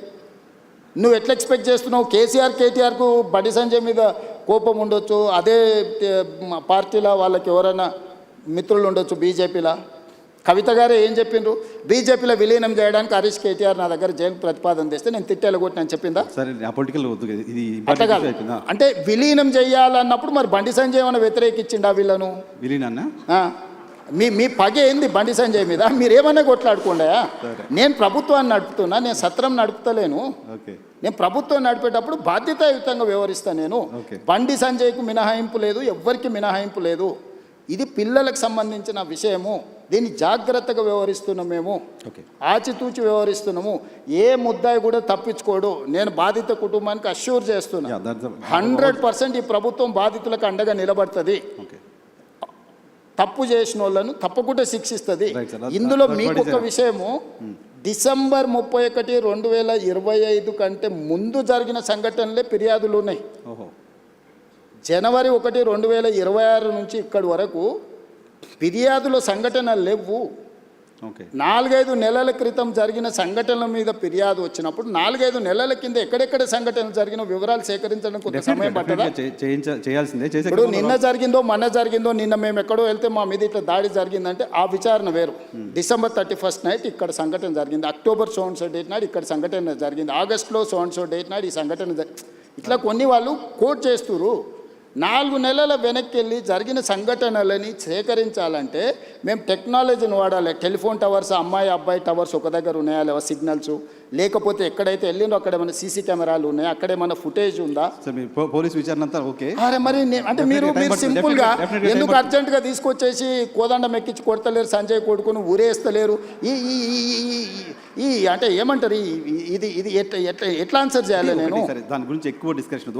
ఒకటి జనరల్గా ఆన్సర్ చేయాల్సింది ఏంటంటే, భారత హోంశాఖ మంత్రి కొడుకు కేసు అయిన తర్వాత పారిపోవడం ఏంటి? అది చాలా తప్పు. అది బండి సంజయ్ గారు నైతిక బాధ్యత తీసుకొని కొడుకుని ఎంబడే విచారణకు పంపించాలి. నేను కూడా సూచన చేస్తున్న ప్రజాప్రతినిధిగా ధైర్యంగా ఎదుర్కోవాలి. పారిపోతే పరిష్కారం కాదు కదా. నేను బండి సంజయ్కి సూచన చేస్తున్నా. బండి సంజయ్ కూడా కష్టపడి కింది నుంచి కార్యకర్త నుంచి అక్కడికి వచ్చిండు. కొడుకు తప్పిదం వల్ల ఆయనకు తలవంపులు వచ్చినాయి. కానీ నిలబడి తప్పైనా ఒప్పైనా నిలబడి జవాబు చెప్పాల్సిన బాధ్యత ప్రజాప్రతినిధిగా బండి సంజయ్ మీద ఉంది. దాని నుంచి ఆ బాధ్యత నుంచి బండి సంజయ్ తప్పించుకోలేడు. నేను ఈ వేదిక మీద నుంచి బండి సంజయ్ గారికి సూచన చేస్తున్నా, తక్షణమే నీ కొడుకుని తీసుకొచ్చి పోలీస్ స్టేషన్లో నువ్వే అప్పచెప్పు. Correct. దానివల్ల నీ గౌరవం పెరుగుతుంది సమాజంలో. కరెక్ట్. విచారణను ఎదుర్కోమనుండ్రి. తప్పో ఒప్పో విచారణ అధికారులు తెలుసా, నిజాయితీ కలిగిన అధికారులను వేసిన విచారణ ఎదుర్కొని నిలబడు. అంతే తప్ప పారిపోతే ఆదర్శంగా ఉండాలిగా. ఇప్పుడు మేము ఇవన్నీ ఇవన్నీ అసర్టైన్ చేసుకున్న తర్వాత కంప్లీట్గా అగ్రెసివ్గా పోలీస్ బిహేవ్ చేస్తారు. ఓకే. ఇప్పుడు ఇవన్నీ అసర్టైన్ చేసుకొని నోటీసులు ఇచ్చినాం, వాళ్ళకి సమయం ఇచ్చినాం. ఆ నోటీస్ సమయం లోపల వాళ్ళు స్పందిస్తారని ఆశ, స్పందించకపోతే పోలీస్ రకంగా వ్యవహరిస్తుంది. ఓకే. దీంట్లో 2 రోజులు వాయిదా వేసుకోవడం వల్ల వాళ్ళకు వచ్చే లాభం ఏం లేదు. ఓకే. నిలబడి విచారణను ఎదుర్కొంటే వాళ్ళ గౌరవమైన పెరుగుతుంది రాజకీయంగా. Right sir. మీ టైం కూడా అయిపోయింది. జస్ట్ క్విక్గా 2 క్వశ్చన్స్ తీసుకొని క్లోజ్ చేస్తా. క్వశ్చన్ ఏంటంటే, మోదీ గారు మొన్న హైదరాబాద్కి వచ్చినప్పుడు హంసే జుడ్జావ్ అన్నారు మిమ్మల్ని. దానికి మీరు డైరెక్ట్గా ఆన్సర్ చెప్పకుండా చిట్ చాట్లో ఏదో చెప్పి వదిలేశారు. ఇక్కడ ఆన్ రికార్డ్ కెమెరాలు ఏం చెప్పారు ఆయన? కలిసి నడవమంటే దాని అర్థం ఏంటి? మేము మాట్లాడుకున్నది మీరు పొలిటీషియన్ మాత్రమే కదా, పొలిటికల్ అనలిస్ట్ కూడా కదా. మీకు ఎలా అనిపించింది? అధికారిక కార్యక్రమంలో ఒక రాష్ట్ర ప్రభుత్వం, కేంద్ర ప్రభుత్వం అధికారిక కార్యక్రమంలో ప్రధానమంత్రిగా వారు, ముఖ్యమంత్రిగా నేను అందులో పాల్గొన్నాను. మొదట నేను మాట్లాడినప్పుడు నేను వారికి రాష్ట్రంలో ఉన్న పరిస్థితులు, ప్రధానమంత్రి మన్మోహన్ సింగ్ గారు ఉన్నప్పుడు ఆయన గుజరాత్ ముఖ్యమంత్రి, వారి సహకారం వల్ల 10 సంవత్సరాలలో గుజరాత్ మోడల్ అని తయారు చేసి దేశానికి ఒక గొప్ప విధానాన్ని అందించినామని వాళ్ళు చెప్పుకుంటున్నారు. మరి మన్మోహన్ సింగ్ గారు అంత మెగ్నానిమిటీ చూపిస్తే నువ్వు గుజరాత్ మోడల్ తయారు చేయగలిగినావు కదా ముఖ్యమంత్రిగా. ఈరోజు మీరు మోడీ గారు ప్రధానమంత్రిగా ఉన్నారు. మా తెలంగాణ ప్రజలు నా నుంచి కూడా తెలంగాణ మోడల్ ఎక్స్పెక్ట్ చేస్తున్నారు. ఆనాడు మోడీ గారు మీకు అందించిన సహకారం ఈనాడు మోడీ గారు రేవంత్ రెడ్డికి అందించాలి. దాంతో ఈ దేశ ఆర్థిక వ్యవస్థలో 10% మేము కాంట్రిబ్యూట్ చేస్తాం, నీ సహకారం మాకు కావాలి స్పష్టంగా నేను చెప్పిన. అప్పుడు ఆయన వికసిత్ భారత్ గురించి చెప్పి ముజే జోజా నువ్వు ఏదైతే అంటే ఆ రోజుల్లో ఇచ్చినట్టు ఇస్తే నీకు సగమే వస్తాయన్నాడు. ఆ రోజున్న రూపాయి మారకం విలువ ఈ రోజు ఇప్పుడే టీవీలో చూసిన 97 రూపాయలు అయినట్టుంది డాలర్. ఆ రోజు ఎంత ఉంది? 45 రూపాయలు 50 రూపాయలు ఉంది. సో ఈ కంపారిజన్ ఆర్థిక వ్యవస్థ బడ్జెట్ విన్నాం సార్ మేము. కానీ ఆయన రేవంతాజీ అని పాజిచ్చి పర్టికులర్గా మాట్లాడాడు. అది అంటే రాష్ట్ర ప్రభుత్వం గత 10 సంవత్సరాలు కేసీఆర్ గారు ఏ రోజు కూడా సహకరించలేదు, సహకారం తీసుకోలేదు, కేంద్ర ప్రభుత్వంతో కలిసి రాలేదు, మాకు అనుమతులు అడగలేదు, మమ్మల్ని నిధులు అడగలేదు. జస్ట్ అప్కే ప్యార్ రహేతో బస్ హై ప్యార్ మే మై మర్ జాऊंगा అని చెప్పి మెదక్లో ఒకసారి అన్నాడు. ఆయన ప్రేమ అడిగిండు, నువ్వు మాత్రం నిధులు అడుగుతున్నావు, నిధులు అడగాలంటే మాతో కలిసి ఉండాలన్నాడు. నేను కూడా కలిసి పనిచేద్దాం.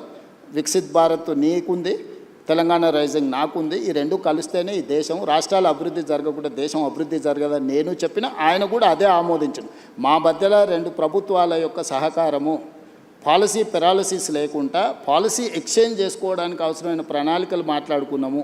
మోడీ గారికి నా కమిట్మెంట్ తెలుసు పాలిటిక్స్లో, ప్లస్ నేను నడుపుతున్న ప్రభుత్వం విధానం కూడా ఆయనకు తెలుసు. కాబట్టి రాజకీయాలకు తావులేదు. ఆయన ఒకవేళ అక్కడ మాట్లాడినుంటే, పరేడ్ గ్రౌండ్లో ఇదే మాట్లాడినుంటే పార్టీ మీటింగ్ కాబట్టి చెప్పేటోని. మేము కలిసి పాడుకున్నదే ప్రభుత్వ అధికారిక కార్యక్రమం, మైకుల ముందల్లే ఇద్దరం మాట్లాడుకున్నాం. దీంట్లో ఒకవేళ నువ్వు అనుకున్నది ఉంటే తెర వెనుక కూడా మాట్లాడుకోవచ్చు కదా నరసింగ్. అవును. కాబట్టి ఆయన తెలంగాణ రాష్ట్రానికి ఇంకెవరైనా ఇబ్బంది పెట్టడం కోసం బహుశా మిమ్మల్ని అలా ఇన్విటేషన్ ఇచ్చారు. అందరు ఎదురుగానే మాట్లాడిండు. ఇది అందరు బహిరంగంగా జరిగిందే. ఆయన ఓపెన్ ప్రపోజల్ కలిసి రమ్మని తెలంగాణ ప్రభుత్వానికి ఇచ్చిండు, కేంద్ర ప్రభుత్వంతో కలిసి రమ్మని. కేంద్ర ప్రభుత్వం మీరు అంత ఫార్మల్గా చెప్పండి. మీరు పొలిటీషియన్ కంటే కూడా పొలిటికల్ అనలిస్ట్గా చాలా బాగా పాలిటిక్స్ అనలైజ్ చేస్తారు, నాకు తెలుసు. ముఖ్యమంత్రిని ప్రధానమంత్రి పాజ్ ఇచ్చి టీచ్ చేస్తున్నట్టుగా మాట్లాడితే దాన్ని రకరకాలుగా అనుకుంటే మంచిదే కదా. నాకు డిమాండ్ ఉందని నీకన్నా అర్థమైంది కదా. పోనీ రేవంత్ రెడ్డికి డిమాండ్ లేదు, అవుట్డేటెడ్ కాదు, రేవంత్ రెడ్డికి డిమాండ్ ఉంది అనేది అర్థమైంది కదా. డిమాండ్ అండ్ సప్లై కదా మార్కెట్ అంతా. సో రేవంత్ రెడ్డికి ఈ దేశంలో డిమాండ్ ఉంది, అది తెలంగాణ ప్రజలకు గౌరవము. నేను తెలంగాణ ప్రజల కోసమే పనిచేస్తా, నాయకుడు రాహుల్ గాంధీ గారి సూచనల మేరకే పనిచేస్తా. నాకు గొప్ప అవకాశం అనుకుంటున్నా సోనియా గాంధీ గారితో కలిసి పనిచేయడం. సోనియా గాంధీ గారు లేకపోతే ఇంకా 1000 సంవత్సరాలైనా తెలంగాణ రాష్ట్రం అనేది నిజం కళ కాకపోయిండే. సోనియా గాంధీ గారు తెలంగాణ ఇచ్చిండ్రు కాబట్టి ఆ కృతజ్ఞతతోనైనా ఈ తెలంగాణ సమాజం తరఫున సోనియా గాంధీ గారితో కలిసి పనిచేయాలనేది నా భావన. నేను 2017లో కాంగ్రెస్లో చేరినప్పుడు రాష్ట్రంలో అధికారంలో లేదు, కేంద్రంలో అధికారంలో లేదు, కనుచూపు మేరలో వస్తుందన్న ఆశ కూడా లేదు ఆ రోజు. మీరు టీడీపీలో చేరినప్పుడు కూడా టీడీపీ అధికారంలో లేదు. సో నేను ఏ రోజు కూడా ఒక రోజు పార్టీ 2007లో నేను చంద్రబాబు నాయుడు గారితో చేరినప్పుడు రాజశేఖర రెడ్డి గారు ఎంత బలమైన నాయకుడు, ప్రభుత్వం ఎంత బలంగా ఉండేనో తెలుసు రాష్ట్రంలో, కేంద్రంలో. 2017లో నేను కాంగ్రెస్లోకి పోయినప్పుడు ఇక్కడ చంద్రబాబు నాయుడు గారు, అక్కడ మోడీ గారు అధికారంలో ఉన్నారు, ఎంత బలంగా ఉండేనో నీకు తెలుసు. అయినా నేను పోయి కాంగ్రెస్ పార్టీలో చేరిన. సో నేను నా మనసుకు నచ్చినట్టుగానే చేస్తా. నేను అవకాశాల కోసం అవకాశవాదిగా నేను వ్యవహరించను. నేను పార్టీ మారిన ప్రజలు నన్ను ఎందుకు ఆమోదించను, కాంగ్రెస్ పార్టీ కార్యకర్తలు నన్ను ఎందుకు హక్కున చేర్చుకున్నారంటే నేను నిబద్ధతతోని చేరిన అనేది వాళ్ళు విశ్వసించారు కాబట్టి. ఎగ్జాక్ట్గా 3 ఏళ్లలో నేను పార్టీ ప్రెసిడెంట్ అయినా, 5 ఏళ్లలో ముఖ్యమంత్రిని అయినా, 2.5 సంవత్సరాలు ముఖ్యమంత్రిగా చిన్న వివాదం లేకుండా, చిన్న సమస్య లేకుండా ప్రభుత్వాన్ని నడపగలిగిన. సో ఇక్కడ నేను కన్విక్షన్తో చేస్తాను. నేను చేసేటివన్నీ 100% కరెక్ట్ అని నేను చెప్పను. 10 పనులు చేస్తే 3-4 తప్పులు జరుగుతాయి, సరిదిద్దుకొని ముందుకు వెళ్తా. అన్నీ మనం చేసేటప్పుడు మంచి జరగాలనే చేస్తాము. మీరు కూడా ఒక 10 ప్రశ్నలు అడిగినారు.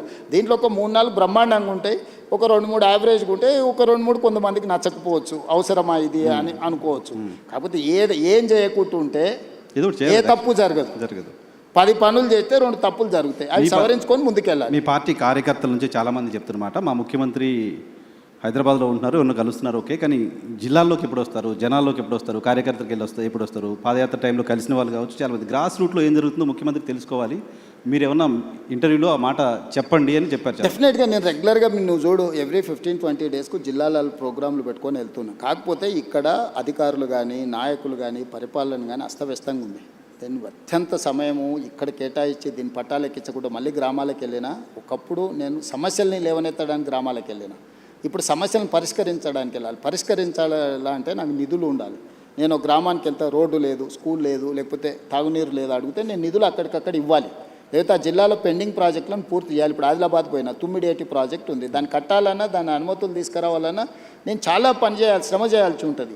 ఇట్లనే నా సొంత జిల్లాల పాలమూరులో అది కల్వకుర్తి కావచ్చు, భీమా కావచ్చు, నెట్టంపాడు కావచ్చు, కోయిల్సాగర్ కావచ్చు, పాలమూరు రంగారెడ్డి కావచ్చు, అన్ని ప్రాజెక్టులు 60-70 ఏళ్ళ నుంచి ఇంకా ఏదో అసంపూర్తితోనే ఉన్నాయి. వీటిని చేయాలంటే ఇప్పుడు నాకు భూసేకరణ కోసమే నిన్నమని ఎన్ని కావాలంటే ఒక 1500 కోట్లు కావాలన్నారు. 1500 కోట్లు ఒక మహబూబ్నగర్లో సాగునీటి ప్రాజెక్టులో భూసేకరణకే కావాలంటే నేను నిధుల సమీకరణ మీద నేను సమయం కేటాయిస్తున్నా. ఇప్పుడు నేను కలవడానికంటే కూడా కలిసినప్పుడు నా దృష్టికి తెచ్చిన సమస్యల్ని పరిష్కరించడం అత్యంత కీలకము. ప్రజలు అది కోరుకుంటున్నారు నా నుంచి. కార్యకర్తలు ఏంటంటే నాతోనున్న ఇంటిమసో లేకపోతే నాతోనున్న పరిచయమో ఒకసారి కలవాలని. అందుకే నేను మ్యాక్సిమం నా ఇంటికాడ ఎవరు వచ్చినా నేను కలుస్తాను. నా దగ్గర ఏం పెద్ద బ్యారికేడ్స్ ఉండవు, ఇవన్నీ ఏం వ్యవస్థ ఉండదు. నేను ఏ ఇంట్లో ఉన్నానో అదే ఇంట్లో ఉన్నా, జడ్పీటీసీ ఉన్నప్పుడు ఏ ఇంట్లో ఉన్నానో, ముఖ్యమంత్రిగా అదే ఇంట్లో ఉంటున్నా. అదే విధంగా వచ్చిన వాళ్ళల్లో టీ తాగుతారు, నాతో 5 నిమిషాలు మాట్లాడతారు, పోతారు. సరే వాళ్ళు అడిగిన వాళ్ళు ఇప్పుడు నా దగ్గర పదవి ఇచ్చే అవకాశం ఉంది కాబట్టి పదవులు అడిగితే నేను ఇవ్వలేకపోవచ్చు. ఎందుకంటే ఉన్నాయి లిమిటెడ్, పోటీ ఎక్కువ ఉంటుంది. కాంగ్రెస్ అంటే మరీ ఎక్కువ ఉంటుంది. సో దాంట్లో ఏరి కూరి కొంచెం జాగ్రత్తగా ఇవ్వాల్సి ఉంటుంది. ప్లస్ నేను చాలా క్లోజ్ కాబట్టి చాలామంది నాకు ఇంత దగ్గర అన్న నేను అడగంగానే ఎంబడే టైప్ కొట్టి సంతకం పెట్టిస్తాడు అనుకుంటారు. అది అసాధ్యం. చాలా మందికి మీతో ఉంది కాబట్టి న్యాచురల్గా 17 ఏళ్ళు నేను అపోజిషన్లో ఉన్నా అంటే వీళ్ళందరితో ఉండబట్టే కదా నేను ఇక్కడికి వచ్చిన. ఎంతమంది పరిచయం ఉంటారు. సో వాళ్ళందరినీ సంతోషపెట్టాలంటే అది చాలా కష్టంతో కూడుకున్న పని. అయినా నా ప్రయత్నం నేను చేస్తున్నాను. ఇప్పటివరకు ఇచ్చిన కార్పొరేషన్లు కానీ, చైర్మన్లు కానీ, ఎమ్మెల్సీలు కానీ, రాజ్యసభలు కానీ నువ్వు తీసుకో. ఇచ్చిన వాళ్ళకు కూడా తెలియదు వాళ్ళకి వచ్చినట్టు. ఓకే, కొంతమంది మన కార్పొరేషన్లు ఇస్తే ఆర్టీసీ బస్ ఎక్కువ వచ్చారు, నాకు చైర్మన్ ఇచ్చిండంట అన్న అని వాళ్ళకు కూడా తెలియదు. ఇప్పుడు బల్మూరు వెంకట్కి ఇచ్చినాం, అద్దంకి దయాకర్కి ఇచ్చినాం, అంటే ఎమ్మెల్సీలు కానీ ఇవన్నీ కానీ. కాంగ్రెస్లో ఎప్పుడైనా యూత్ కాంగ్రెస్ అనిల్ యాదవ్కు రాజ్యసభ ఇచ్చినాం. ఎప్పుడన్నా ఏ పార్టీలో జరిగిందా? మంత్రులు శ్రీహరి మా జిల్లా పార్టీ ప్రెసిడెంట్, అడ్లూరు లక్ష్మణ్ మా జిల్లా పార్టీ ప్రెసిడెంట్, వీళ్ళందరూ ఇవాళ మంత్రులు అయినరు కదా. ఇట్లాంటి వాళ్ళని కింది నుంచి వచ్చిన వాళ్ళను, జిల్లా ప్రెసిడెంట్లను, లేకపోతే చిన్న పదవులు ఉన్న వాళ్ళను శంకర్ నాయక్ జిల్లా ప్రెసిడెంట్ ఇస్తే ఎమ్మెల్సీ చేసినాం. ఇట్లా నువ్వు వెడ్మ బొజ్జు ఇందిరమ్మ ఇంట్లో ఉంటాను నేను, ఏదో గుడి నాగోబ జాతరకు పోతే చిన్న కార్యకర్త అక్కడ ఉన్న వాళ్ళని గుడికాడ వాళ్ళ వీళ్ళని జరుపుతుంటే కొంచెం యాక్టివ్గా అనిపించినారు. ఆ పిల్లోని ఇక్కడ పిల్లు ఫోన్ నెంబర్ రాసుకొని మా పిఏ చెప్పి వాని పేరు రాసుకొని వాని టికెట్ ఇస్తే వాడు ఈరోజు ఎమ్మెల్యే అయ్యిండు. మందుల సామెల్ నీకు కూడా బాగా తెలుసు. టికెట్ ఇవ్వాలనుకున్నప్పుడు పిలిచిన, అంటే ఆయన అడిగిండు వచ్చి ఎన్ని ఉన్నాయన్న, 2 ఉన్నాయి సార్ అన్నాడు. సరే పో అని చెప్పిన. ఇవ్వాలనుకున్నప్పుడు పిలిచిన, ఏదో ఉన్నాయన్నావు కదా 2 అంటే 2 కోట్ల అన్న, కాదు సార్ 2 లక్షలు అన్నాడు. మరి ఉన్నాయా 2 లక్షలు అన్న? లేదు సార్, నిన్న మన హైదరాబాద్కు నాయకుల దగ్గర తిరగడానికి 1,50,000 ఖర్చు అయిపోయినాయి, 50,000 ఉన్నాయి సార్ అన్నాడు.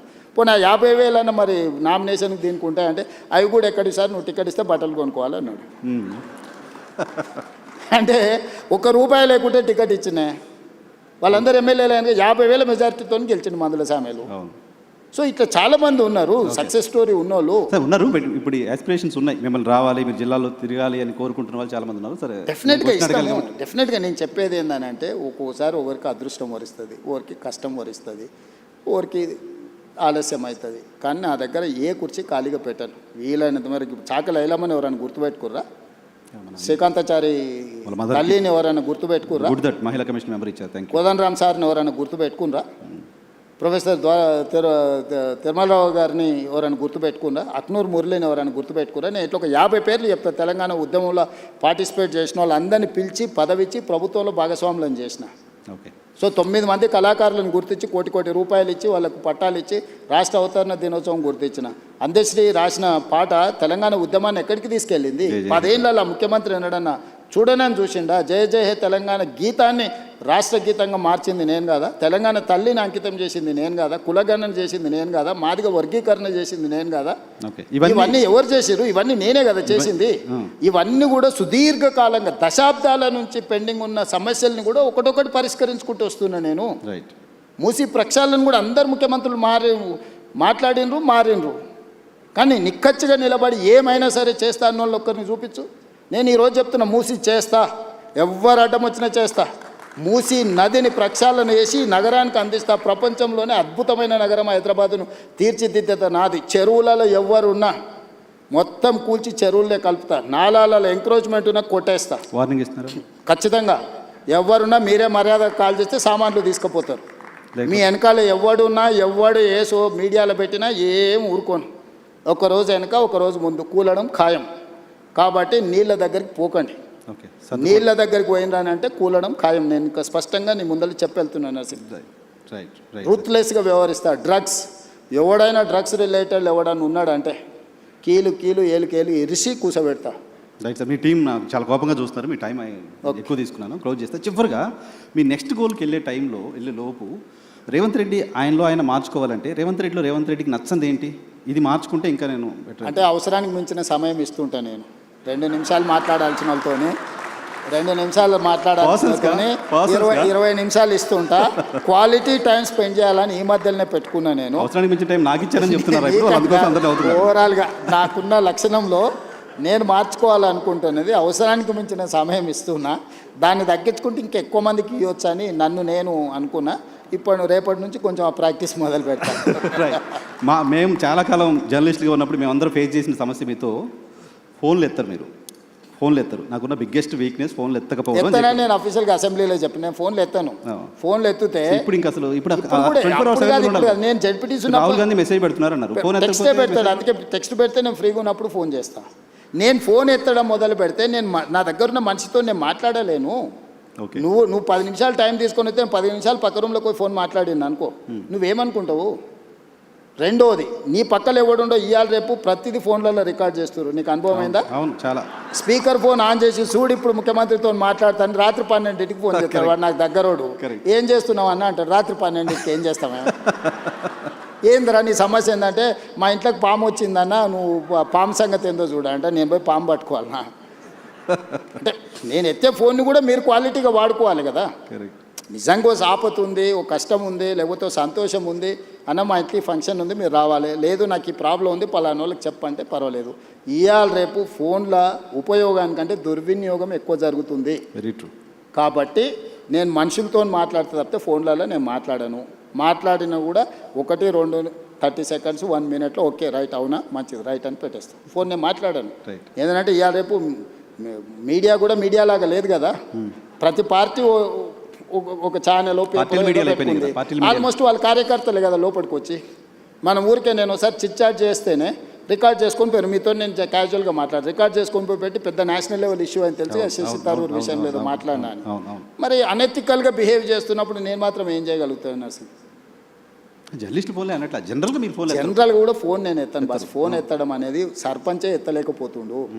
నేను రాష్ట్ర ముఖ్యమంత్రిని ఫోన్ ఎట్లా ఎత్తుతాను నువ్వే చెప్పు. సరే మేము ముఖ్యమంత్రిగా ఉన్నప్పుడు అనట్లా మీరు ఫస్ట్ నుంచి మీరు ముందు నుంచి కూడా నేను ఎత్తాను. ఫోన్లలో ఉన్న ప్రమాదం నేను ముందే పసిగట్టిన. ఇప్పుడు 20 ఏళ్ళ నుంచి ఫోన్లు ఎత్తారు. అప్పటి నుంచి 20 ఏళ్ళ నుంచి కూడా నేను ఫోన్లు తక్కువ ఎత్తుతాను. ఉన్నడా లేదా కనుక్కోవడానికి ఫోన్ తప్ప ఫోన్లో నేను మాట్లాడాను, నేను ఎత్తానని క్లియర్గా చెప్పాను. నాకు టెక్స్ట్ పెట్టు, నేను బండి ఎక్కంగానే ఇప్పుడు నా ఫోన్ బండ్లు ఉంటుంది 2 hours నీ దగ్గర ఉన్నా, ఎక్కంగానే చెక్ చేసుకుంటా. ఎవరైనా టెక్స్ట్ పెడితే వెనక్కి కొడతా, రైట్ లేకపోతే వదిలేస్తాను. నేను ఒక స్టైల్ పెట్టుకున్నా. Okay. ఫోన్లు ఎత్తకపోయినా నేను ముఖ్యమంత్రి అయిన, ఇది కూడా చూడు మరి. Right sir, thank you very much మాకు సమయం కేటాయించినందుకు. Sir, one last question. మరి వే2 న్యూస్ కాన్క్లేవ్ గురించి, వే2 న్యూస్ గురించి మీ అమూల్యమైన సమయాన్ని కేటాయించి ఇచ్చేశారు. మీ అభిప్రాయాన్ని చెప్పవలసిందిగా రిక్వెస్ట్ చేస్తాను. సమాజంలో వస్తున్న మార్పుకు వే2 న్యూస్ సంకేతం. ఒకప్పుడు ప్రింట్ మీడియా 24 గంటలకు ఉండేది. ఒక వార్త అనేది సంఘటన జరిగితే 24 గంటల తర్వాతనే వార్త కింద మనకు ప్రచురణ జరిగేది ప్రింట్ మీడియా ఉన్నప్పుడు. ఆ తర్వాత ఎలక్ట్రానిక్ మీడియా వచ్చింది, దూరదర్శన్, ఇవన్నీ కూడా పొద్దుగాల 7 గంటలకు 9 గంటలకు, మధ్యాహ్నం ఒకసారి, రాత్రికి 7 గంటలకు ఒకసారి. సో ప్రతి 5-6 గంటలకు ఒకసారి ఉండేది. అక్కడి నుంచి మార్పు వచ్చినప్పుడు ప్రతి 1 అవర్కి ఒక న్యూస్ వచ్చింది. ఆ తర్వాత స్లోగా తగ్గుకుంటూ వచ్చి 1 మినిట్కి వచ్చింది. ఇప్పుడు ఎవ్రీ సెకండ్ ఒక కొత్త న్యూస్ వస్తుంది. ఆ ఎవ్రీ సెకండ్ న్యూస్ క్రియేటరే వే2 న్యూస్. సో అది సమాజంలో వస్తున్న మార్పు, ప్రజల ఆసక్తి, వీటి అన్నిటినీ క్రోడీకరిస్తే వే2 న్యూస్ మీరు ఇంకా బాగా అభివృద్ధి చెందాలి. కాకపోతే నా సూచన ఒక్కటే, బయాస్డ్గా ఉండకండి, బ్యాలెన్స్డ్గా ఉండండి.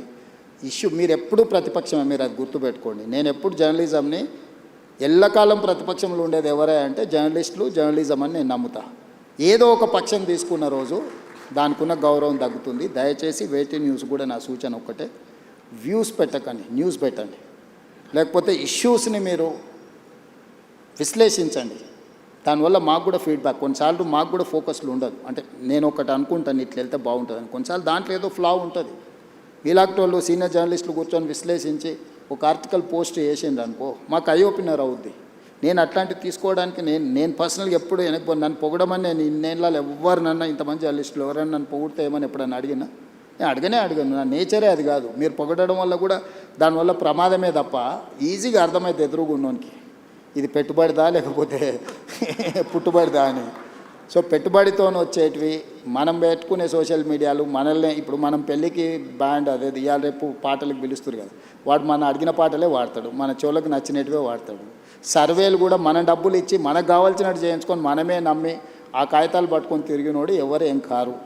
పబ్లిక్ నుంచి ఫీడ్బ్యాక్ తీసుకొని మీరు చెప్పదలుచుకున్నది చెప్పి ప్రభుత్వానికి కూడా ఇందులో ఈ ప్రాబ్లం ఉంది, ఇక్కడ మీరు చేసిన నిర్ణయాలలో లోపం ఉంది, దీన్ని ఇట్లా సవరిస్తే బాగుంటుంది అనే లైన్ ఇచ్చింది అనుకోండి, అది లాంగ్ రన్లో మీరు కూడా సర్వైవ్ అవుతారు, సమాజానికి కూడా మేలు జరుగుద్ది.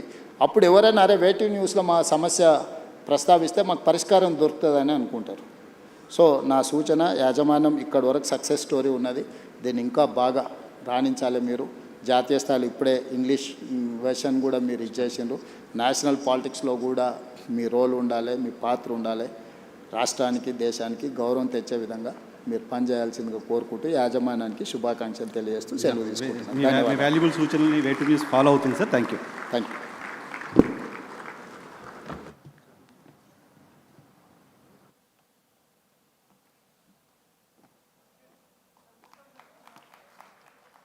Thank you, sir. Thank you very much.